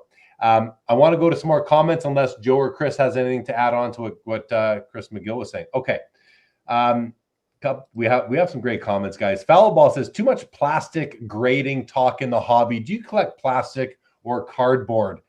Yeah, it's a fair comment, right? I mean, it's a fair comment, but I think we have to just recognize that grading has become a major part of the hobby. And I remember when I first went to the National, graded cards were kind of few and far between. Like in the early 00s, the mid 00s, there weren't that many graded cards. There were, but there weren't as many. Nowadays, there's more graded than there are raw. So the hobby has changed. We could say it's evolved. I'll just say that it has changed. Michael Stone, question for everyone. With the way the hobby is heading with ultra modern, would you prefer a raw card or a 9? They're almost the same price. I mean, at that, like, I'm not going to pay a premium for a 9 or a 10 anymore myself if I can buy a raw card, and then I'll just get it graded, and whatever comes back, it comes back. If it fits into my graded collection, that's kind of where I fall, Michael. And I'm sure there were some answers in the chat. I don't have them highlighted right now, but do we want to go around the horn on this one? Joe, would you ultra modern? Would you prefer raw or a 9? 9. Chris McGill? Yeah, I'm definitely in the camp of a 9. I think I don't think ultra modern grades quite as well. I mean, or in other words, Joe pointed out that he's got a PSA 8 Messi Topps Chrome Gold, I think, right, Joe? Yep. Okay. And he's perfectly content with it. I mean, I've graded more than my fair share of ultra modern cards and gotten 8s and 7s and 6s and 5s. Those cards aren't perfect coming out of the pack by any means. I think I even think there was once a statement issued from one of the manufacturers somewhere along the lines of the expected quality of a card on one of those packs is like an 8, I think, or an 8.5. So I will definitely take the 9 over a raw myself. How about you, Chris, smarter collector? Yeah, I think it depends on the card, but maybe draw a line at like $500 value. I'd like that graded. Underneath that, I'm probably putting it in a binder, so I'd prefer it raw. Yeah, that makes sense to me. I think that's kind of maybe closer to where I'm at as well. Okay, Vintage Card Collector says, saw a picture of the 1961 Fleer Wilt Chamberlain PSA 10. No chance that grades a 10 today. Yeah, I agree. I agree with that. Robert Scott says, having an obviously overgraded slab card is nothing to brag about. See, that's where I fall. That's why I think that, buying a way undergraded or just a card that looks so good in a 1, 1.5, or a 2 is the winner, as opposed to just owning an overgraded 10. And not that it's win-lose, I just feel better about it. Old School Card says, low grade, high eye appeal for vintage. I'm a PSA 8 to 9 modern collector. Orlando says, for me, the best looking card I can afford, even if it's just authentic. Dan's Vintage says, I feel like own appeal is entering the discussion. Oh, yeah. It certainly is. Double D Vintage, Dylan says, PSA 10s can suck it. Rock Latex says, my collection has to have a PSA 10. My collection has to have a PSA slab on it. Uniform look. Gray doesn't factor for me. Just the strongest looking one that makes sense. Yeah, I completely get that. Dylan goes on to say, when the market comes crashing down one day, whenever that is, you can bet your butt those 10s will fall the furthest in value, in my opinion. Well, and that's simply because they went up the furthest as well. So what goes up must come down, and I think that works relatively speaking as well. And then Vintage Card Collector says, vintage Pop 1 PSA 10s of commons sell for astonishing prices in popular sets, and that's the PSA set registry at work right there. Simple as that, right? I mean, there's no other reason for it except people wanting to complete their sets and compete on that platform, and the competition is fierce on that platform. That platform might be the single biggest reason graded cards sell for as much as they do. High graded cards, I should say, and especially low pop high grade. Old School says, I'm 95% collector and a 5% seller, so grade is not much relevant to me. I love having my collection slabbed. I ruined a large amount of cards as a kid with them being raw. Yeah, but you meant to ruin them back in the day. And Carvin says, I always worry that Hoge will correct my hypothesis with his analytics. Thanks for supporting me on this one. There you go. All right. Okay, so that was all based on this slide right here from the Smarter Collector, the card over the slab every time.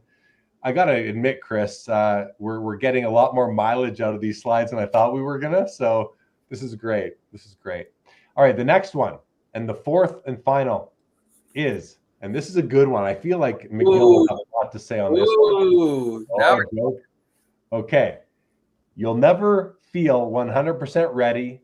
Buy the card anyway. And this is, I think this is a little aggressive in a way, but let's read the commentary here. He says, the card you keep refreshing on eBay for, it's not on layaway for your confidence. Markets move, pop reports climb, and the grails you know belong in your PC tend to walk into someone else's. You'll never run every scenario, but collecting isn't a spreadsheet. It's conviction plus a dash of calculated daring. Accept a little unknown, hit the buy it now, and let today's jitters become tomorrow's victory lap. Tell me, what's one card you've hesitated on, and did you snag it and watch it slip away? So, Chris, let's let you kind of just talk us through this one a little bit more. Yeah, you'll see the one and only comment is asking whether this is financial advice. This is not financial advice, but this was a statement that I wish I had given to myself. There has been more than one Grail level card that has popped up for me to acquire, and I've hesitated. I didn't feel 100% ready, and I made excuses as to why I couldn't pull it off. Whether that was questioning the integrity of the card, saying this is too good to be true, taking a look at like my personal financial situation, or just like kicking the can down the road saying it'll be there tomorrow for me if I want. The reality is it wasn't there tomorrow for me when I was waiting. And there are certain cards that you should just buy the card anyway. You should acknowledge those fears, acknowledge those hesitations you have about taking the plunge. But if you want the card for your collection and it's truly rare and you're not going to have another opportunity to get it, like you have to take the plunge. Otherwise, you're going to be there the next morning, like ripe with regret, wishing that you just hit the buy it now and figured it out the next day. Yeah, two things come to mind when you mention this for me, Chris. The first one is when I go to a lot of the times when I'm giving advice to people going to the National, let's say, it's like if you see the card and it's a rare card, whether it's a rare card print-wise, print run-wise, or condition-wise, even eye appeal-wise, don't expect it to be there at the end of the day when you've gone to sit, you walk the show, you've got 5 targets, and you then decide which one you're going to go for. Those 5 targets are probably all gone by then if they're that good. The other thing is take it one step further. Never mind what's available on eBay. And this is me drawing on one of the Stacking Slabs, a recent Stacking Slabs podcast from Brett, where he was talking about relationships and going after a card that isn't available. Never mind one that is available. What about a card that isn't available? Taking that one step further, that just popped into my mind where, if you approach it properly, you can maybe pry a card out of someone's collection if, you present a reason why they should maybe let you do that, and a reason, or just a good, if you're going to say, oh, I want to buy this because I have someone I can go flip it to, well, they're going to tell you to go take a hike. But there are ways that you can pry cards out of people's collections that are otherwise not available. So that's what just popped into my mind, Chris. But it makes me nervous kind of thinking about this sometimes because, I may not feel ready to buy the card. I may not have the value or the amount of money it's going to take to buy it justified in my mind. But, 45 years being in this hobby for myself, if I would have bought every card I never bought, I think I'd be a much wealthier. I'd have a lot more cardboard wealth than I do today. And I've done okay. I bought cards a long time ago. I've done okay with several of them. I think I would have done even better had I bought all the cards that I didn't buy because they were too expensive at the time. I wasn't willing to part with $600 Now that card is $6,000, and and on from there. So on the one hand, I think this is good advice, but you have to still have to pay attention to your budget, your family, other family needs. So I think, are you really can I say that this is within budget at least? Yeah. I think that's an important piece. This isn't open up a new credit card and go buy it, or like let's take out a loan against your 401k and go buy like that grail. That's not what I'm advocating for. Although there are card radicals out there that I know have considered that and attempted that, but I'm talking about the cards that are like just out of your comfort range. They might be like a little bit more expensive than you're used to, and you're just coming up with reasons to say no when you believe in your heart of hearts that you can pull it off. Yeah.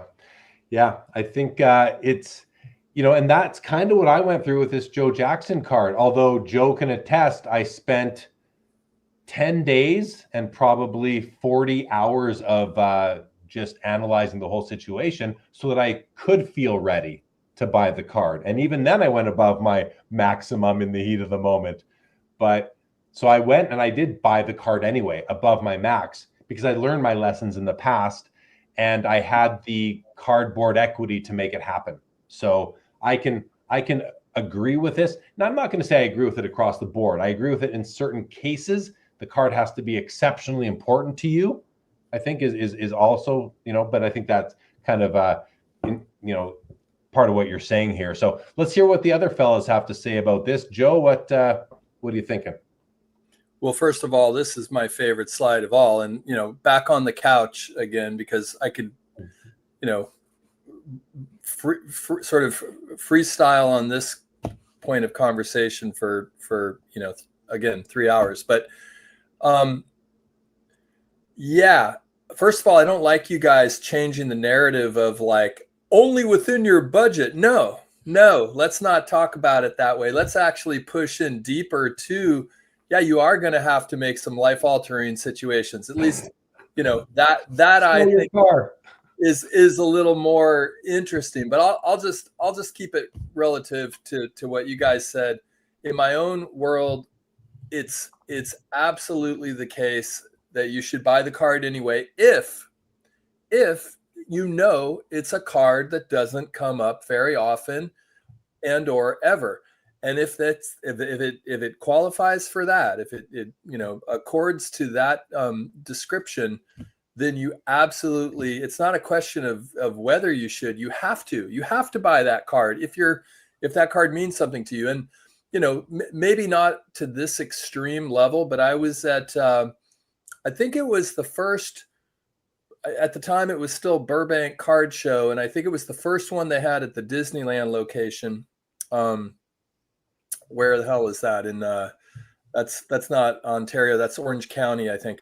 Anyway, I was down there, I was walking the show floor, and I come across a 1948 Leaf Larry Doby.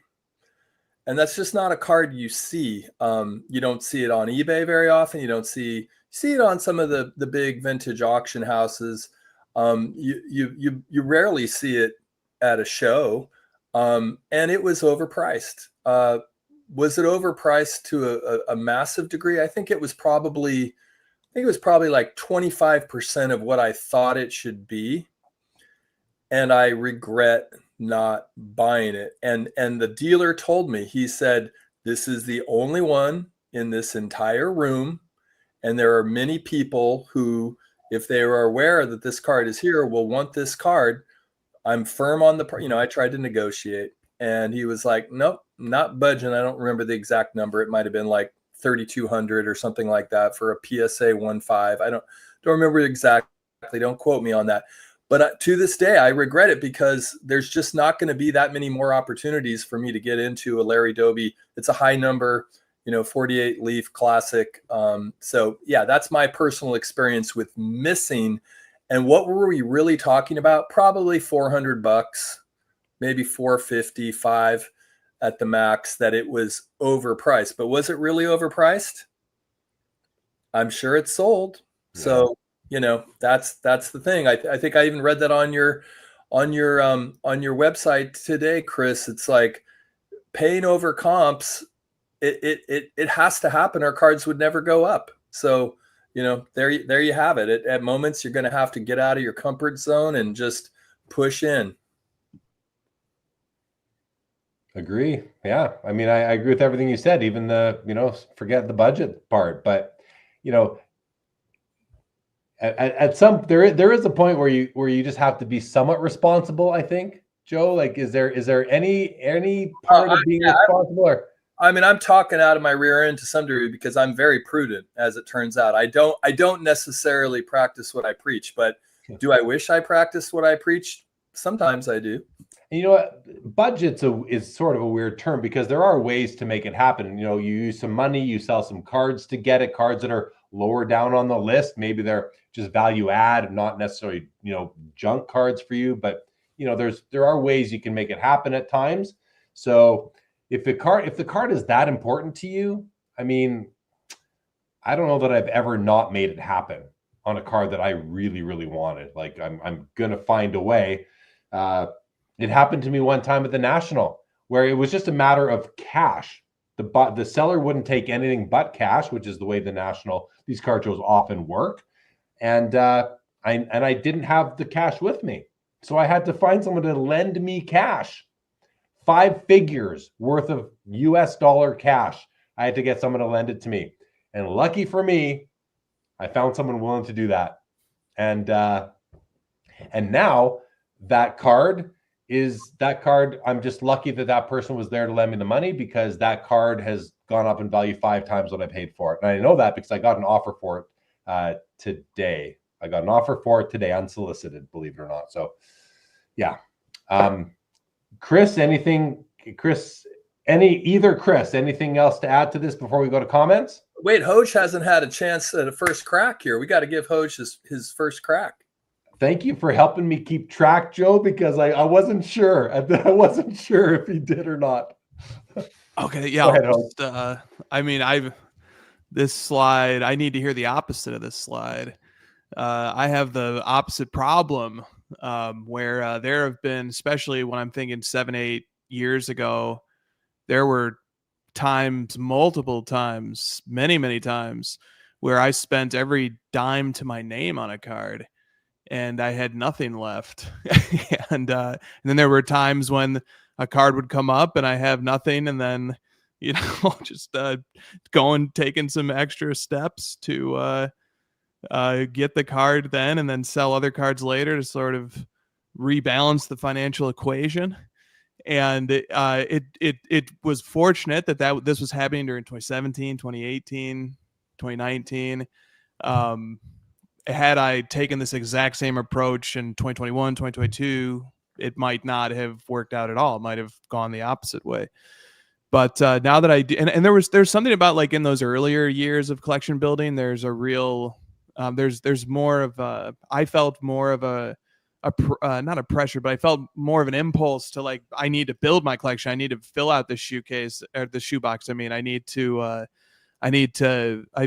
have nothing. I need to establish my collecting identity here. I need this expression of my collecting interests, and I want it to be the very best it can be. And now, I'm year 8, year 9, year 10 era of my return to the hobby, and I have equity built up in my collection, and I am older, and I am more financially prudent and more conscientious about budget and things like that. And so I would never put myself in that position at this point.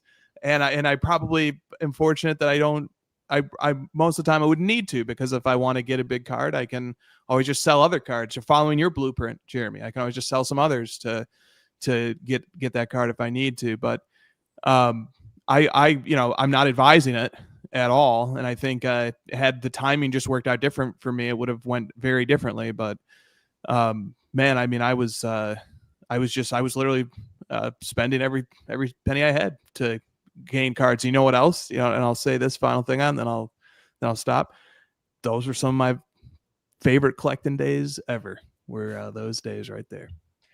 Those were the days, Chris, when you could hop in the car, drive cross country with Christina to go seal the deal on a card, and you weren't you didn't have kids that you were leaving behind, So just like you said, you there were times when you spent every dime you had on a card. It depends where you're at in life. It depends what your overall situation is. You can't do that if you have other things to spend money on, outside of, say, rent and feeding yourself. And that, like you said, that's a fun situation to be in when you can just do that. And let's face it, it probably worked out very well for you. And at the end of the day, to the point now where, you can afford, if you were to sell any of these big cards, I don't know if you have or haven't, but, you could actually put that money towards some family things. Not that that's what you want to do, but you could if you had to. So it's a great topic, Chris McRae, Cardi C. And I like that it was Joe's favorite topic of the four. So I'm going to read through some comments now. Some of these will touch on the last slide, and some will be on the slide or topic, and some will be on this one. But let's start with Maze Sports here. It says, whether we like it or not, grading is a part of the hobby, and a fairly significant one at that. This is an important discussion to have no matter what side of the aisle you are on. Education is key. Yeah, that just says it nice and simply, really. Old School Card says, that's like having kids, never going to be fully ready. Which is, I think that's a decent little analogy right there. Although I will say, for myself, I had my first kid at 44 years old. I think I was ready. at that age. So, but that was just me. Stuke says, only time you cry is if you don't buy. I like that one, Stukes. That's a good one. Double D, Dylan likes the question. MVP Collector says, just don't buy while drinking. Trust me, fellas. Bob Boozle says, the best buys are when the blood rushes to your brain. You know what? I know what he means by that. It's like, when a card when it just dominates your mind, when a card takes over your life, like the Joe Jackson did for me for 10 days, it's not the only time that's happened. But when that happens, those end up being great buys. Hopefully they do. Stuke says, the best buys are when you nearly break your wrist getting the money out of your pocket to pay for the card. Old School says, Grail cards I want personal interaction with. This is why I'm waiting for my Gretzky, Howe, and Ovechkin. Maze Sport says, just snagged a card that was on my watch list for months and felt out of reach. I'm pumped to get it in hand, but I also feel good saying no to certain cards too. Yeah, for sure. We make decisions to buy cards. We also make decisions not to buy cards. Ooh, Chris, that's another good topic for you maybe at one point. Sorry to just shout that out at you, but it makes sense. It makes sense for your content to me. Stuke says, if I have the money in my pocket and I like the card enough, it's fair game. Old School says the best cards to buy are the ones a little above your comfort range. Yep. Double D says, yeah, love it. Joe's bringing it. Push the budget. Foulball says, push the budget. Christina says, tell him, Joe, forget the budget. Money is meaningless. Robert Scott says, it comes down to having confidence in yourself where the hobby is concerned. I mean, this is, I think that's a really prudent, important comment right there. It comes down to having confidence in yourself where the hobby is concerned.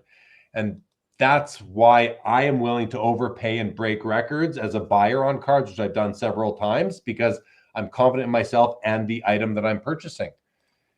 Collectors World Fargo says, thanks for this conversation. Help me pull the trigger on a card this evening.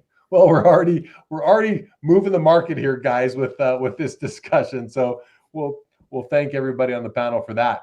Rock Latex says, push your budget. Spoken like somebody that has oceanfront property. Chris C says, yeah, I'm not caviar level collector. I'm a regular I'm a regular roller, to quote Chris Sewell. And Bob Boozle says, Jeremy tried load management of Sports Cards Live and it got him sick. Make Sports Cards Live daily, Jeremy. Thanks for the vote of confidence there, Bob Boozle, but I don't think I can make it daily, unfortunately. But there is content on this channel almost daily some weeks, so there's that at least. All right. Any follow-up comments, thoughts from anybody on the panel? Just sort of let me know if there's anything else. Joe? Just real quick, I agree with the commenter that said, you have to play within your own realm. I mean, and ultimately it's it's the best collection for you. I mean, in honor of my father, who is a devout golfer, he always reminded me, you're not playing golf against someone else. You're really playing golf with yourself. And so if you take that mentality to cards, I do think it's not about, you're a high roller, you're a medium roller, you're low, within your budget, something that's big, pushing in a little bit more, I think, is the spirit of what this slide is suggesting. I agree. I think that, everything's relative. Everybody has their own, everyone has their own limits on everything. So, whether buying $1,000 card could be the absolute maximum some people can afford. Buying a $10 million card is going to be that same relative expenditure for some other people. So it really depends what amount of risk you're willing to take. Let's face it, guys, we are buying pieces of cardboard. They are the inherent value of them is based on the fact that other people want them. That's it. And if everybody doesn't want them anymore, what happens to them? And I think, was it Dylan that said earlier, if I forget who said it, but if the hobby crashes, these are all coming down in value. So collect what you like, make sure you enjoy it, and make sure that if the cards you're putting your money into do go down to zero, that you can afford that loss. Right? I think that's good financial advice. I hope. So yeah, Linda's first says you play against the course. That's right.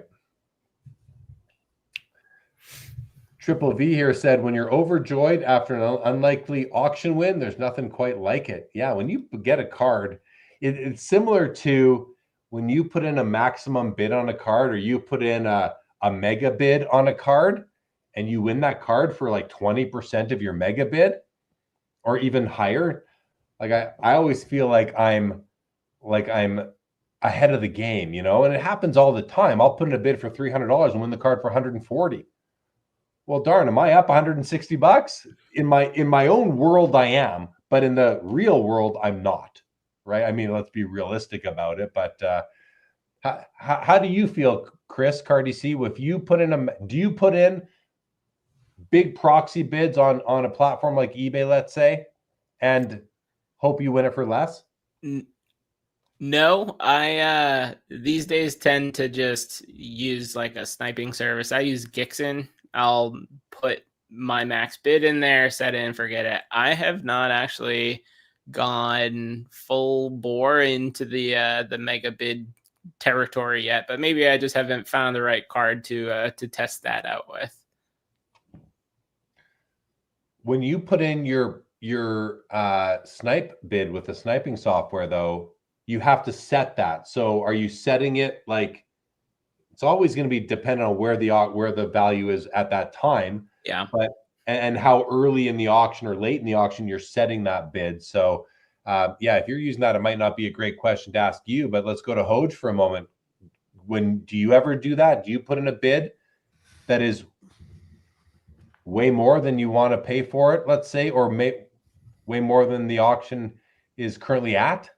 Oh yeah, it feels great when that happens every time. Yeah, I mean, if I can come in under what my max was, but where I usually end up doing is I usually end up putting in a max that's irresponsible, a little too high, and then it usually ends up landing, even above where I was hoping it would go. I mean, I'm thinking back to my most recent auction wins over the last 3-ish years. I think almost every time it went higher than I thought, and I was either in a bidding war or whatever. So I don't really have a lot of those experiences recently, Jeremy, where I put in a high max. But I'm also, I guess, also part of the factor is just that a lot of my bidding these days. I mean, I'm sitting there waiting to the very last second. I don't use a sniping service, but I do wait until the very last second to enter my bid. And then if I'm bidding on a non-eBay platform, the way extended bidding works and a lot of those, I mean, I've been sitting there in extended bidding for hours. I mean, I don't need to tell you about how long extended bidding can last, but I've been the last guy. I was the last guy on one of the auctions that you and Adam were covering a few years ago. It was me and whoever else. We were the last guys on a card. So, you know, I don't know. You know, it's putting in a big sniper, using sniper software, or putting in a big mega bid sort of thing. Like, I will do that as a snipe bid, and I manually snipe. I don't use sniping software. I come in and I place my bid. I just, like people in the chat are saying, I watch that countdown on eBay specifically, and when it's at 2 seconds, I hit confirm, and then I just see what happens. So if it's a card I really want, and say the current high bid is $100, and I'm willing to pay whatever, I want to buy it for $150, but I'll pay up to $250 because I really want the card. I'll put in my snipe bid of $300, and maybe I win it for $105, maybe I win it for $150, $180, but I very rarely am winning it for anything over $200. Like, just being relatively speaking, I'm usually winning it for that, you know, closer to the more recent bid, but I'm willing to go to 300 if that's what it's going to take to lock down the card. So yeah, that's just how I approach, not all cards, but there are certain, you know, I do collect a lot of different cards still to this day. And that's the way that I'll make sure that I'm going to secure them. And then there's times where I don't do that. There was a time, and I mean, I've mentioned this a while ago on this show, but we've been doing the show for 5 years now. I'm sure there's new viewers, so I can tell the story again, where it was a card I needed for a set that I was collecting, where every card was numbered to the player's jersey number. It was National Treasures, 2013 National Treasures hockey, the number patches. I think they have them in basketball too. It might not be NT, but they have them, similar cards in basketball, maybe in Flawless or something. And there's 3 1-on-1s in the set. And because 3 of the players, they're all goaltenders, were jersey number 1. This was a Roberto Luongo card, and I really needed this card. Well, the current bid was at like $200. And I thought I'd get it for like $400. So I put in a bid of $1,111.11, thinking there's no way I don't win this card at $1,111 when it's currently at $200. Well, I wait till the 2 second mark. I hit confirm, and I see the bad news right away. You have been outbid. The card sold for $1,126 or whatever it was, $36. And I was devastated. Number one, I was super happy that I didn't pay $1,100 for the card, because I didn't want it for $1,100. I would have sacrificed it, but I couldn't believe that someone else. So that buyer, whoever bought it, must have hated me that I pushed them up from $200 to $1,100. But what ends up happening, the card went back to auction a couple of years later. I ended up buying it. It went up for auction 2 more times. The first time I missed it or forgot to bid. The second time I won the card. I bought it for $225, and I still have it to this day. So just an interesting story about how a mega bid could actually bite you in the butt if, because the other guy mega bid as well, and my mega bid bit him in the butt. So that assumes that he actually paid for the card. I don't know if it got paid for or not, but yeah. It's funny. I used to use Auction Sniper all the time back in like 2012, 2013, 2014. It's almost all I would use. And I never use a sniping platform now. And I'm not entirely sure why. I think some of it is partly that if I don't, it's a little bit of a litmus test for myself. If I don't care enough about the card to be right there, on my phone or on my computer when it's ending, then maybe I don't want the card as bad as I will likely need to pay to get it. And things more and more are very unpredictable, I find, with the kind of cards I want. So putting in an Auction Sniper bid, even, say 6 hours ahead of time, might not work out so well. So anyway. I hear what you're saying, Joe, and 2 responses to that. The first one is, if you're on an airplane, nowadays you can make bids from most airplanes, but, up until even as recent as a year ago, you really, well, at least I wasn't able to. So then you kind of have to really think, what are you going to do? Are you going to just put in a big bid and hope it holds out, which is what I've done in the past? I hate when a card I really want is ending while I'm on an airplane. The other thing I was going to say is that I've just heard so many people say that the auction comes up, they place their bid and they forget it. If they win, they win. They place their maximum amount. They're willing.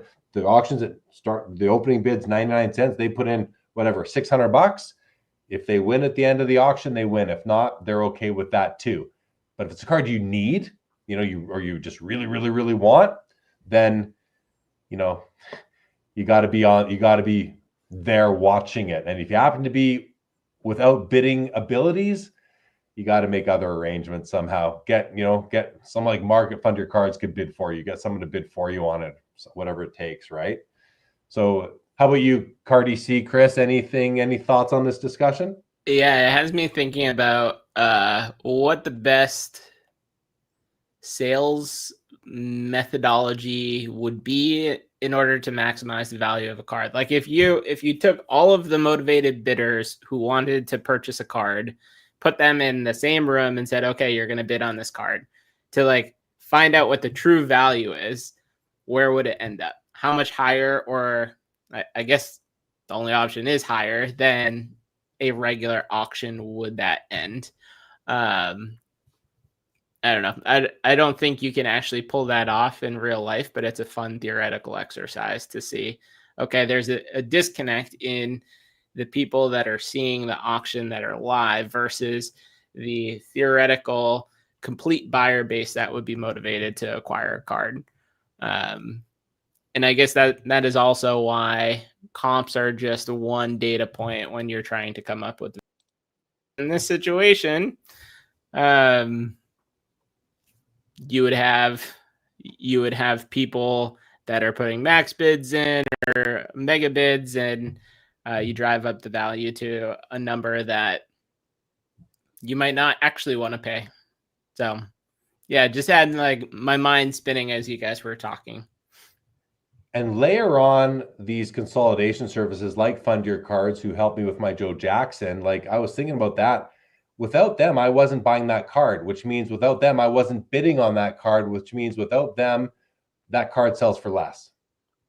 Yeah. So I do think that these additional funding services are enabling more people to bid where they otherwise wouldn't. And that is putting upwards pressure on certain cards in the hobby, if not many of them. And I wonder what that means in a long-term perspective. I don't know if that means anything. Maybe it just means that they're here to stay. So it's just a new time for the hobby. Or yeah, I'm not sure. I don't think it's revolutionary, but I think it's impactful. Sorry, Chris, go ahead. On that front, I want to pose a question back to the group and see if anyone has any thoughts or ideas of how it would impact. Are we going to see a certain level of card be pushed up, and then everything that's being sold to consolidate into it, you see this big influx of supply that's pushing the price down? Is there a threshold where it's like almost like the second apron in the NBA salary cap? You get these max players, and then everyone else is like getting $3 to $5 million contracts. I'm just wondering, like, if there's a proliferation of funding services where you have 10 Fund Your Cards, and it's accessible to everyone at any price point, there's no minimum limit. What actually happens to the market? Are you going to see those mid-scale cards get more affordable? I'm not sure. I'm interested to hear your thoughts. Well, based on the first part of that, who's smiling right now is a deep value investor with the Pareto principle. I think he's got some smiles going on right now, thinking, because like you said, the cards that you're consolidating out of are now hitting the market. So that is more supply. When, just simple supply demand curves, right? That means that the price should come down. It depends what you're putting up there. The hobby is not a perfect economic system, though. It just isn't, right? We never have equilibrium. we don't have perfect data as much as Card Ladder tries to get us, it's perfect is a very, very high goal.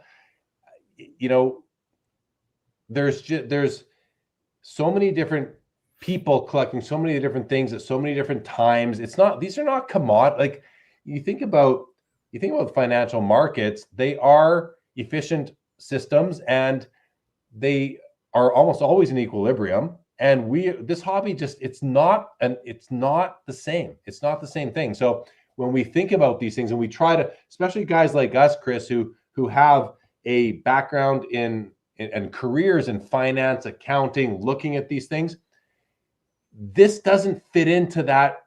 It's like trying to put a square into a circle. And we try our best. Many people try our best to make these analogies between the two, compare. It's like people say cards aren't stocks. Of course they're not stocks. They're cards. They can't be stocks. But people try to draw, and I've done it too. What are the parallels? But the one thing that's for certain is that you can't match them up perfectly. There are certain characteristics that are similar to each other, but there's so many differences as well. And so we just can't paint them into the same shape, sort of thing. Any feedback on that or any of this from Joe, Chris Hoge, or Chris? I'd love to hear from Hoge. All right, then you will. What I think on this is that the price range is a factor here. I think that Jeremy, to the point Jeremy made, the supply and the demand of this is pretty straightforward. Even if we're at the very highest price range, if there's maybe 3 people who could potentially buy a 6-figure card, and all of a sudden a card funding service makes it much easier for 3 or 4 more people to be able to consolidate their portions of their collections into entering into the market for that card, suddenly the buyer pool is doubled, and that should have an upward pressure on price. But I've seen it play out a little bit. I'm going to use an ultra modern example of the Prism Black in basketball. So Tyrese Halliburton's Prism Black in the grade of a PSA 9 just sold for $120,000 about a week or 2 ago, which is a huge amount. And a few days before that on eBay, somebody had purchased his Pop 1 Prism Gold PSA 10 for $16,500. And they sent it to Golden. And then that card just sold a few days ago for $32,000 or $33,000, somewhere in that range. And I bring up that example to say that there's a multiplier there. There's a Prism Gold PSA 10 to Prism Black multiplier of about 4x, and that's been the multiplier for a long time on prospects. However, if we scale down the price range, if we step out of the low 6 figures and we come down into the low 4 figures, and I have a different example that I noticed the other day. So 3rd-year Prism of the second best player on the Thunder, Jalen Williams, J-Dub, his Prism Gold from 2024, it's his 3rd year, sells in a grade of PSA 9 for about $500, which means maybe a PSA 10 would be $1,000, maybe $1,500, somewhere in that range. His Prism Black from his 3rd year sold a few days ago for $9,900. Basically, we can round it. We'll call it 10 grand. So all of a sudden now, when we're looking in the lower 4-figure range, the multiplier balloons from being a 3 or 4x multiplier to maybe a 10x multiplier, trying to guesstimate what the PSA 10 gold value would be, and a 20x multiplier from the gold PSA 9 up to the Prism Black, which was, I believe, in a PSA 8 or a PSA 9. So I think it goes back to the economics question of how much has demand increased based on the ability of card funding services. I think most people I think are availing themselves of the card funding services in that 4-figure range, that $10,000, $20,000 card range. I recently availed myself of that service in that range. And I think that's where we might see the most pressure, actually. And that when we're talking at the top end, I actually don't know if there really has been a lot of movement at the top end, because that Halliburton 4x multiplier, that's what that multiplier would have been 5 years ago, 6 years ago. Mic drop. Chris, you're nodding along. Any thoughts? Yeah, I don't have any data or analytics to back this up, but I think what you'll see is the $10,000 cards become $20,000 cards because there's more competition and there's funding services that have the liquidity available to go after cards at that level. And then you'll see a lot of the $500 to $2,500 cards hit the market that haven't hit the market typically before. I don't know that the funding services are prolific enough at this point to really move markets. I think you could see it in certain niches.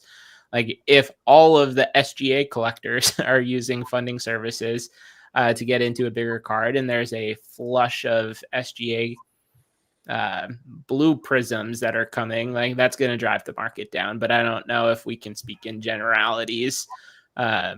But it'll be interesting to see how it plays out. I think it's one of the biggest unlocks and innovations in the hobby since breaking. So I'm an interested bystander, observer. Yeah, I think that's really, really well said. You know, I'm watching right now as some of the cards that came out of my collection and my consolidation are now showing up on Instagram and other people's posts. And it's one of the cooler things to watch. I've been getting tons of PSA set registry removal requests, emails, like 7 or 8 a day for the past 3 or 4 days, ever since people started, I guess, paying for their Fanatics Collect invoices. And that's exactly what I wanted to happen. I wanted it to go to other people on the set registry to help improve their sets. And, you know, we talked earlier about how maybe with a lot of lower end, relatively lower end cards hitting the market because, you know, you're going after a higher end card, maybe you're, you know, one card for $100,000 and giving up $25,000 cards. Well, in many cases, those $5,000 cards, they're not, in many cases, they might not be, you know, commodity cards like Ken Griffey Jr. rookie cards and that sort of thing. They might be auto patches, inserts numbered out of 5 or numbered out of 50 that people were waiting for. So that additional supply is likely not going to drive prices down. And I'm saying that because I'm thinking of a couple cards I just saw of mine hit Instagram, a Patrick Waugh O-Pee-Chee Premier Remnants quad patch auto out of 5 that I was willing to sacrifice, and someone got it. And, you know, super happy. I love, you know, Chris will laugh, but it's like my old card, you know, I can hashtag my old card.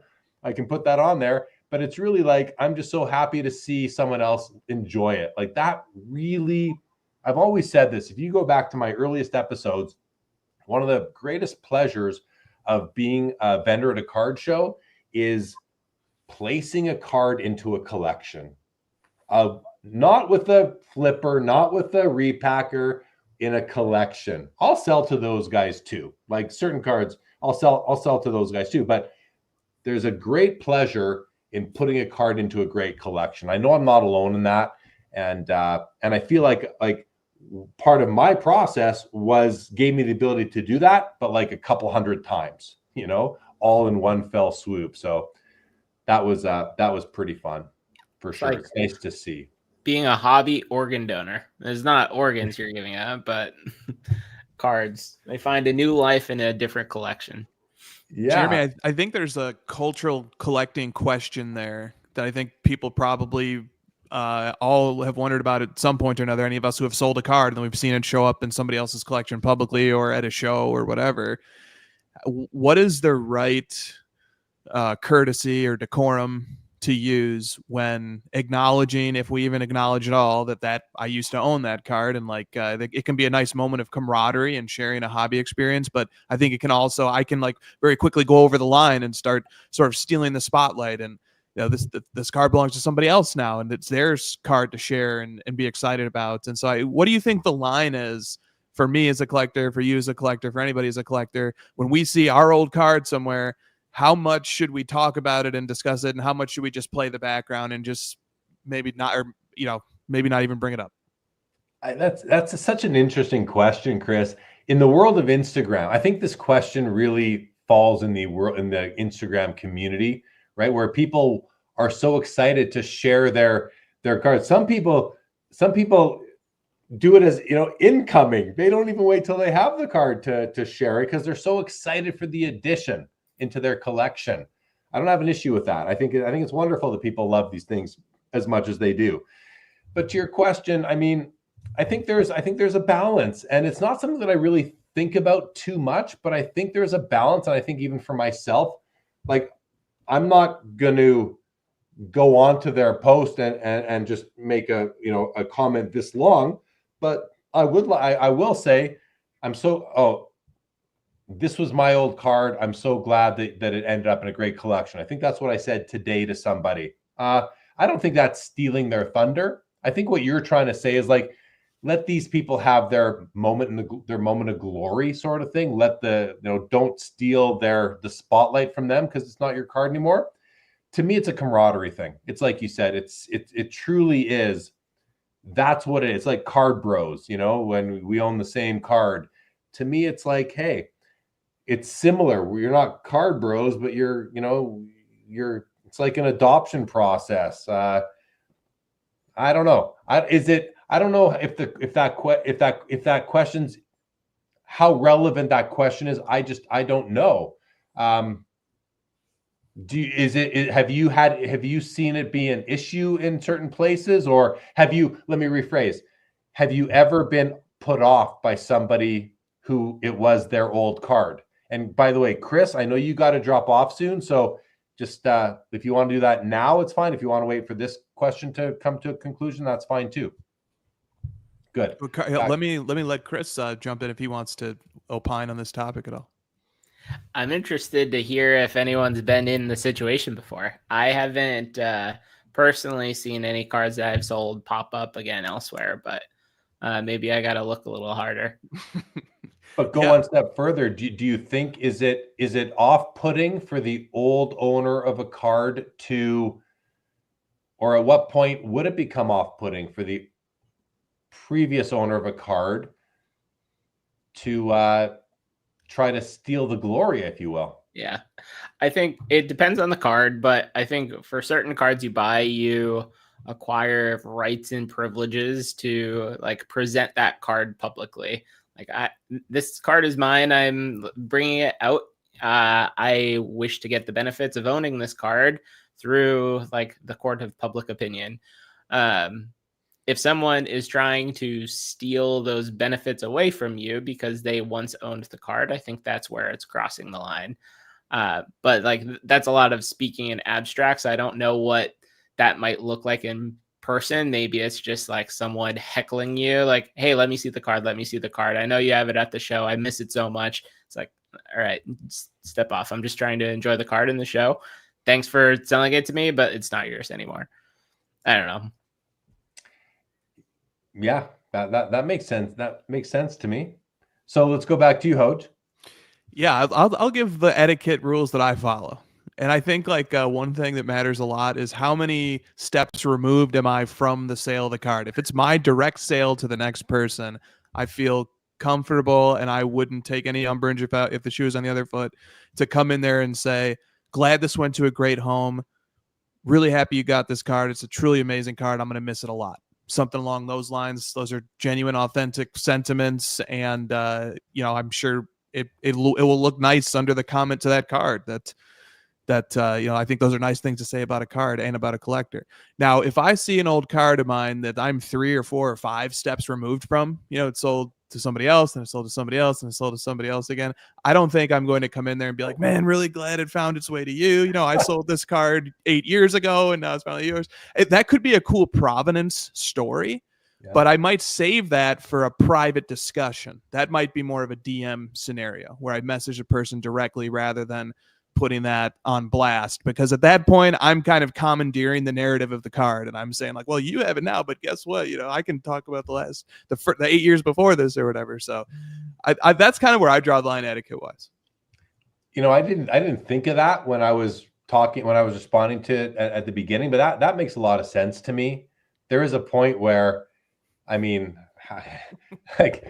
how many owners previous are you that it was your card that you're still going to come out and talk about it? And for me, it's do I ever remember it if I sold it 5 years ago? they all kind of blend together. Some of them at times, it depends. And how important, here's the other thing though, maybe, and this is kind of a personal etiquette sort of thing perhaps, but how important was the card to you? If I sell a card and I see it show up somewhere, but I never really cared about the card, maybe it was strictly an inventory card for me.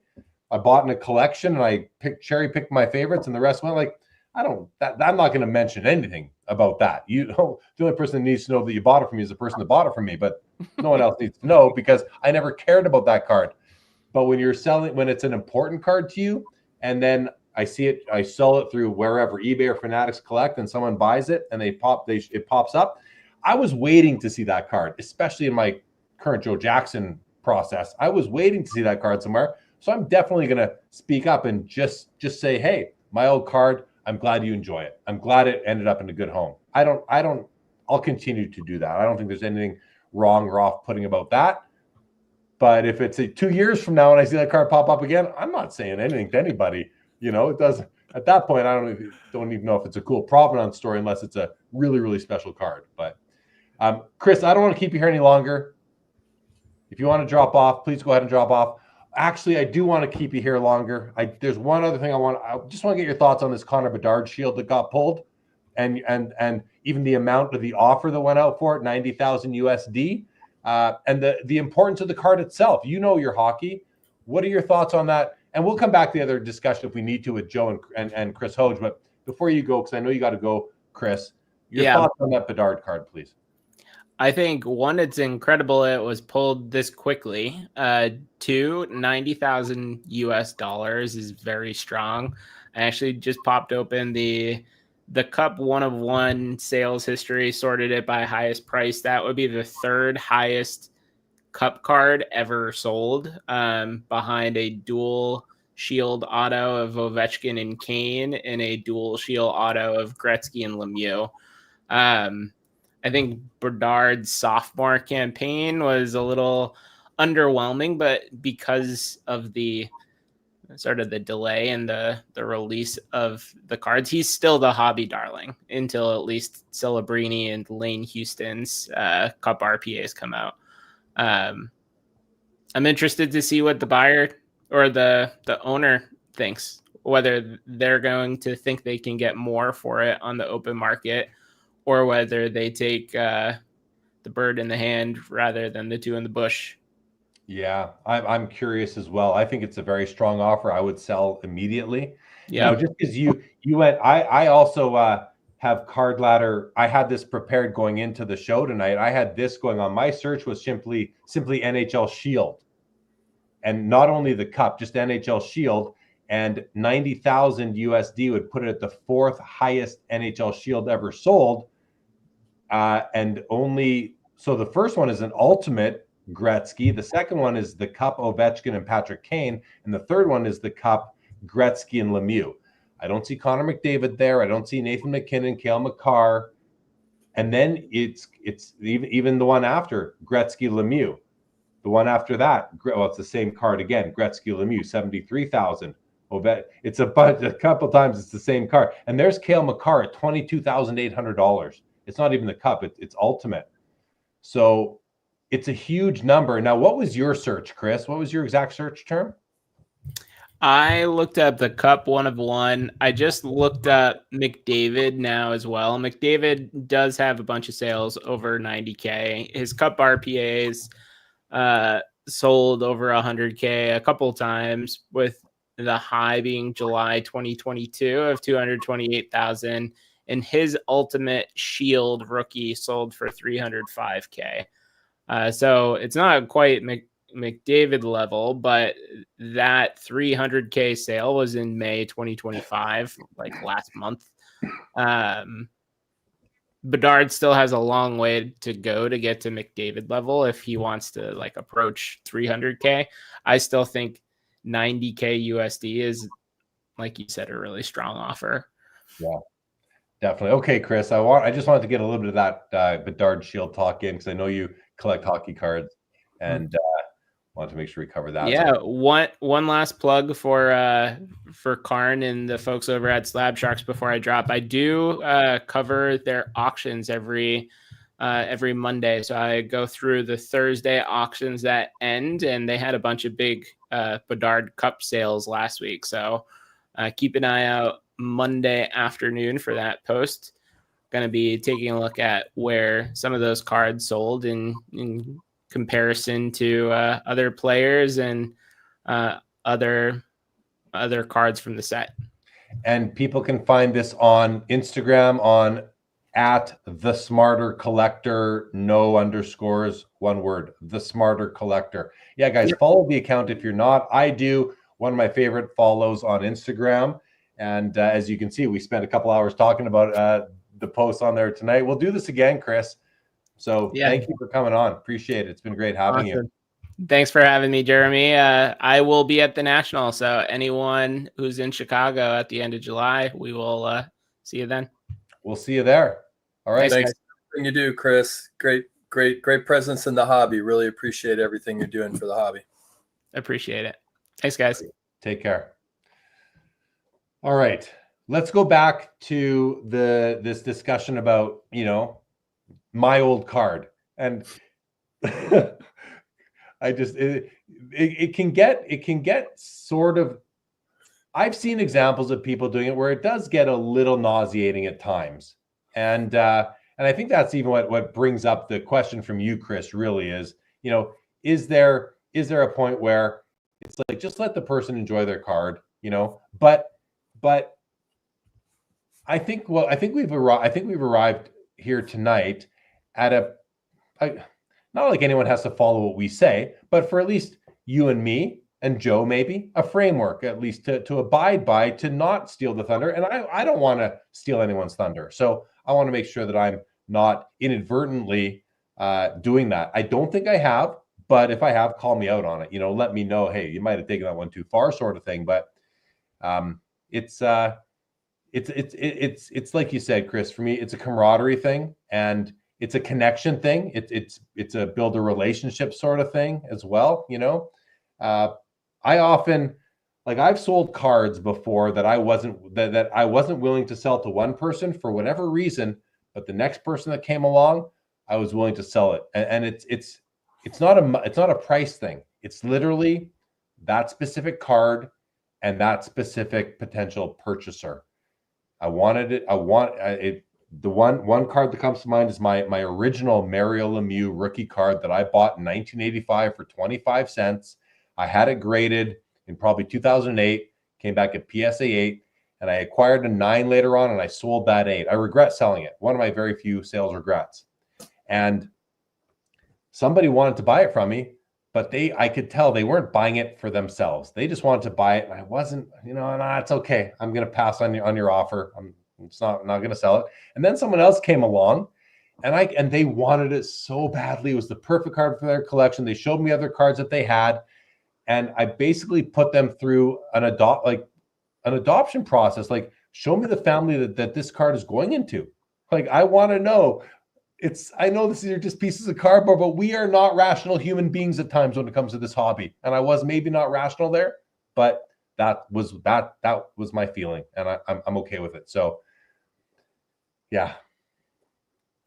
That's terrific, Jeremy. I want to reply to that. I want to go back to Bedard for just a second. So I went over to sales history. I see Josh has pulled in Golden's results from tonight.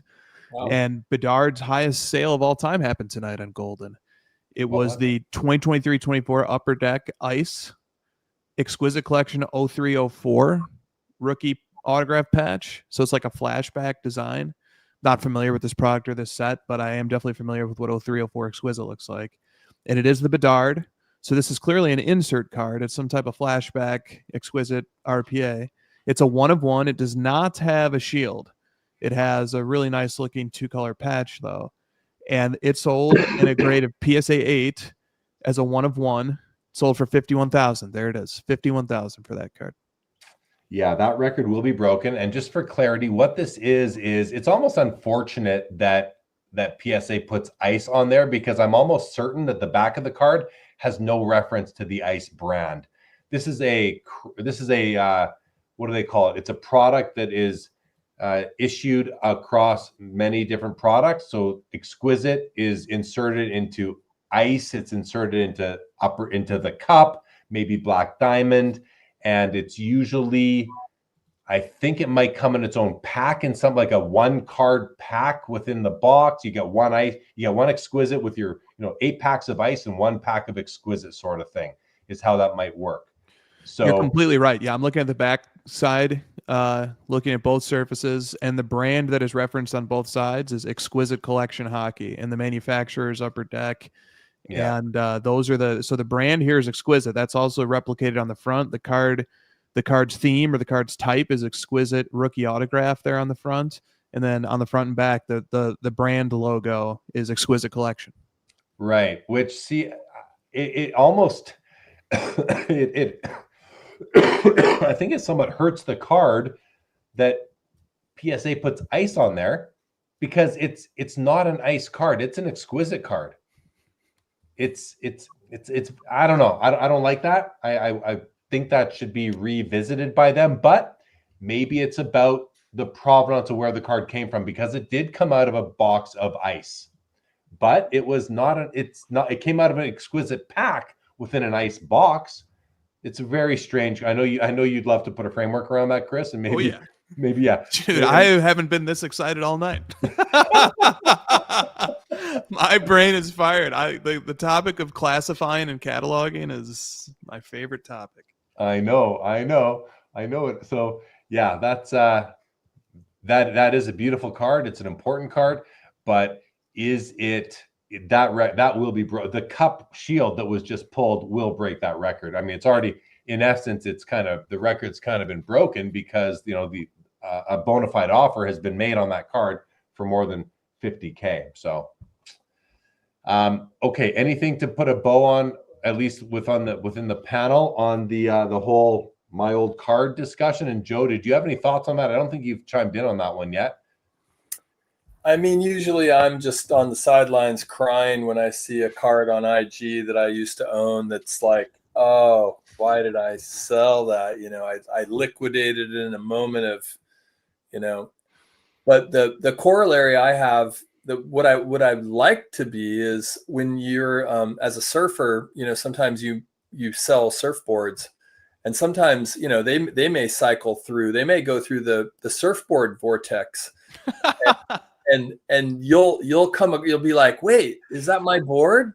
And you'll see somebody, and when you see somebody and it actually is your board, and you rode that surfboard, and you had a relationship with that surfboard. I mean, it's a very warm, heartwarming moment, actually, to see it again. And it can be a little nostalgic, but generally it's more just the phenomenon of fate that has brought you back to this moment where you're encountering, and it's usually not the same person that you sold it to, right? It's years later in the ocean, right? So it's really, but it's mostly like, I'm so glad to see that this is still out there and still being used and still being enjoyed. So that's what I would aspire to in the card world, but it's not my actual lived experience. Usually I'm sad and kind of like, oh, why did I sell that curry? Yeah. Oh man. Yeah. How about you, Chris? Final thoughts on that? That's great. Yeah. I mean, the surfboard vortex, if this was the crossover, that would be the title of the show, without a doubt. That's great stuff. All right, let's I'm gonna run through some comments, guys. We will wrap up. Phoenix Rising, good evening, gents. First time chiming in. Forget the sniping software. Won a Jordan insert last night with 1 to 2 seconds left. Nothing better than doing it live. Yeah, it is fun winning an auction live, that's for sure. Chris C says auctions aren't easy to win, but really fulfilling when you get it for less. Always, yes. Paulie says, in today's hobby, people chase money, not the cards. What happens when the money is no longer worth the chase? That keeps me from overspending. Yeah, I think that does speak to a segment of the hobby for sure. Sundines 564 says, I hate getting sniped. It feels dirty, but when I snipe someone, it's like driving by roadkill. Bad day for that raccoon. See, I don't hate getting sniped, because I wasn't going to win that card anyways, are my thoughts. Like, I don't mind getting sniped because my bid wasn't high enough. That's the fact of that. But I hear what you're saying. Bob Boozle, bruh, why did you post you sold me the card? You ruined my post, unfollowed and blocked. Bob Boozle's taking a hardline stance on that one right there. He goes on to say, how do my fingerprints on that card feel in your hands, bro? JR, hey guys, do you delete an Instagram post of a card you once owned but then moved on from it? That's a great question. I know that once in a while I go through my Instagram and I clean it up a little bit, get rid of posts that are no longer relevant. And I do delete those posts, but if it's a multi-picture post or a multi-card post and I still have some of the cards, I will let it live on. That's how I've approached it. How about you, Chris? I archive them. So if I ever need to go back and, prove that, hey, I took a picture of this card, I owned it on such and such day, it's in my Instagram archive. But archive posts disappear from my story feed. And I don't blame anybody, or not my story feed, but my main profile page. You can't see them. But I don't blame anybody for keeping their receipts, their record, their history as a collector of the cards that have passed through their hands on their page. I don't blame anybody for doing that. But I do know that as a collector, this is a golden rule situation where, anytime I own a card, I do wish that it wasn't on anybody else's page, even though I know that's unrealistic. And I know it's probably every card has passed through at least a few hands before it gets to me. And I don't begrudge anybody who keeps my old card on their page that they once owned. But in an ideal world, it would vanish from everybody else's page, and my page would be the only one that had the card. Like, that's my ideal world. So that's why I do it. So I can reciprocate that, so that I do unto others. So I'm saying, since I want that done for me, I will do that for others. So if a card leaves my collection, I go archive it, I remove it from my page. Yeah, and I said delete. I only archive as well. I don't think I delete posts. And I don't know, is there an option to delete and archive? You can do both on Instagram? Yeah, I think you can delete. Yeah. I'm pretty sure that I only ever archive posts. Joe, have you ever gone through and had to delete a post? Do you post a lot of your cards on your Instagram?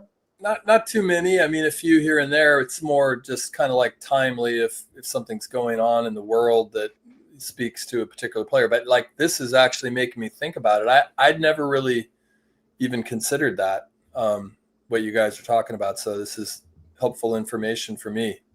Yeah, I can see how this could not even be on people's radar. They don't even go down their feed anymore to see what's still there. But definitely something if you're keeping tabs on things that you might want to consider doing. Christina's PC says, here's an example. Player has an amazing game in the finals, and a previous owner of your card posts that card on their story without disclosing it's no longer theirs. Immediate hobby jail. Yeah, that's over the line. I think that's over the line. If you were to at a very minimum asterisk, I no longer own this card, or I once owned this card at a minimum. But if there's no mention that you don't own that card anymore, then you're just posting random cards. And there are accounts that do that, like Hobby's Best Cards, and there's some accounts that just profile some of the nicest cards, or some of the best New York Mets cards of all times, whatever it might be.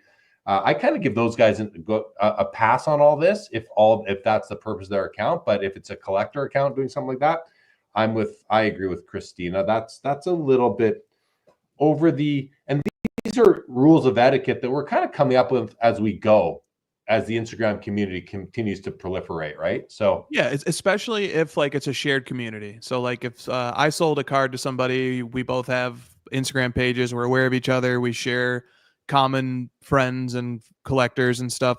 I really shouldn't be posting that card and sort of trying to gain some clout and take a victory lap when I know that they own it. It's I think Chris said it perfectly. There's a certain bundle of rights and privileges that attach to ownership of a card, and I shouldn't be infringing on somebody else's ability to exercise those once I no longer own the card.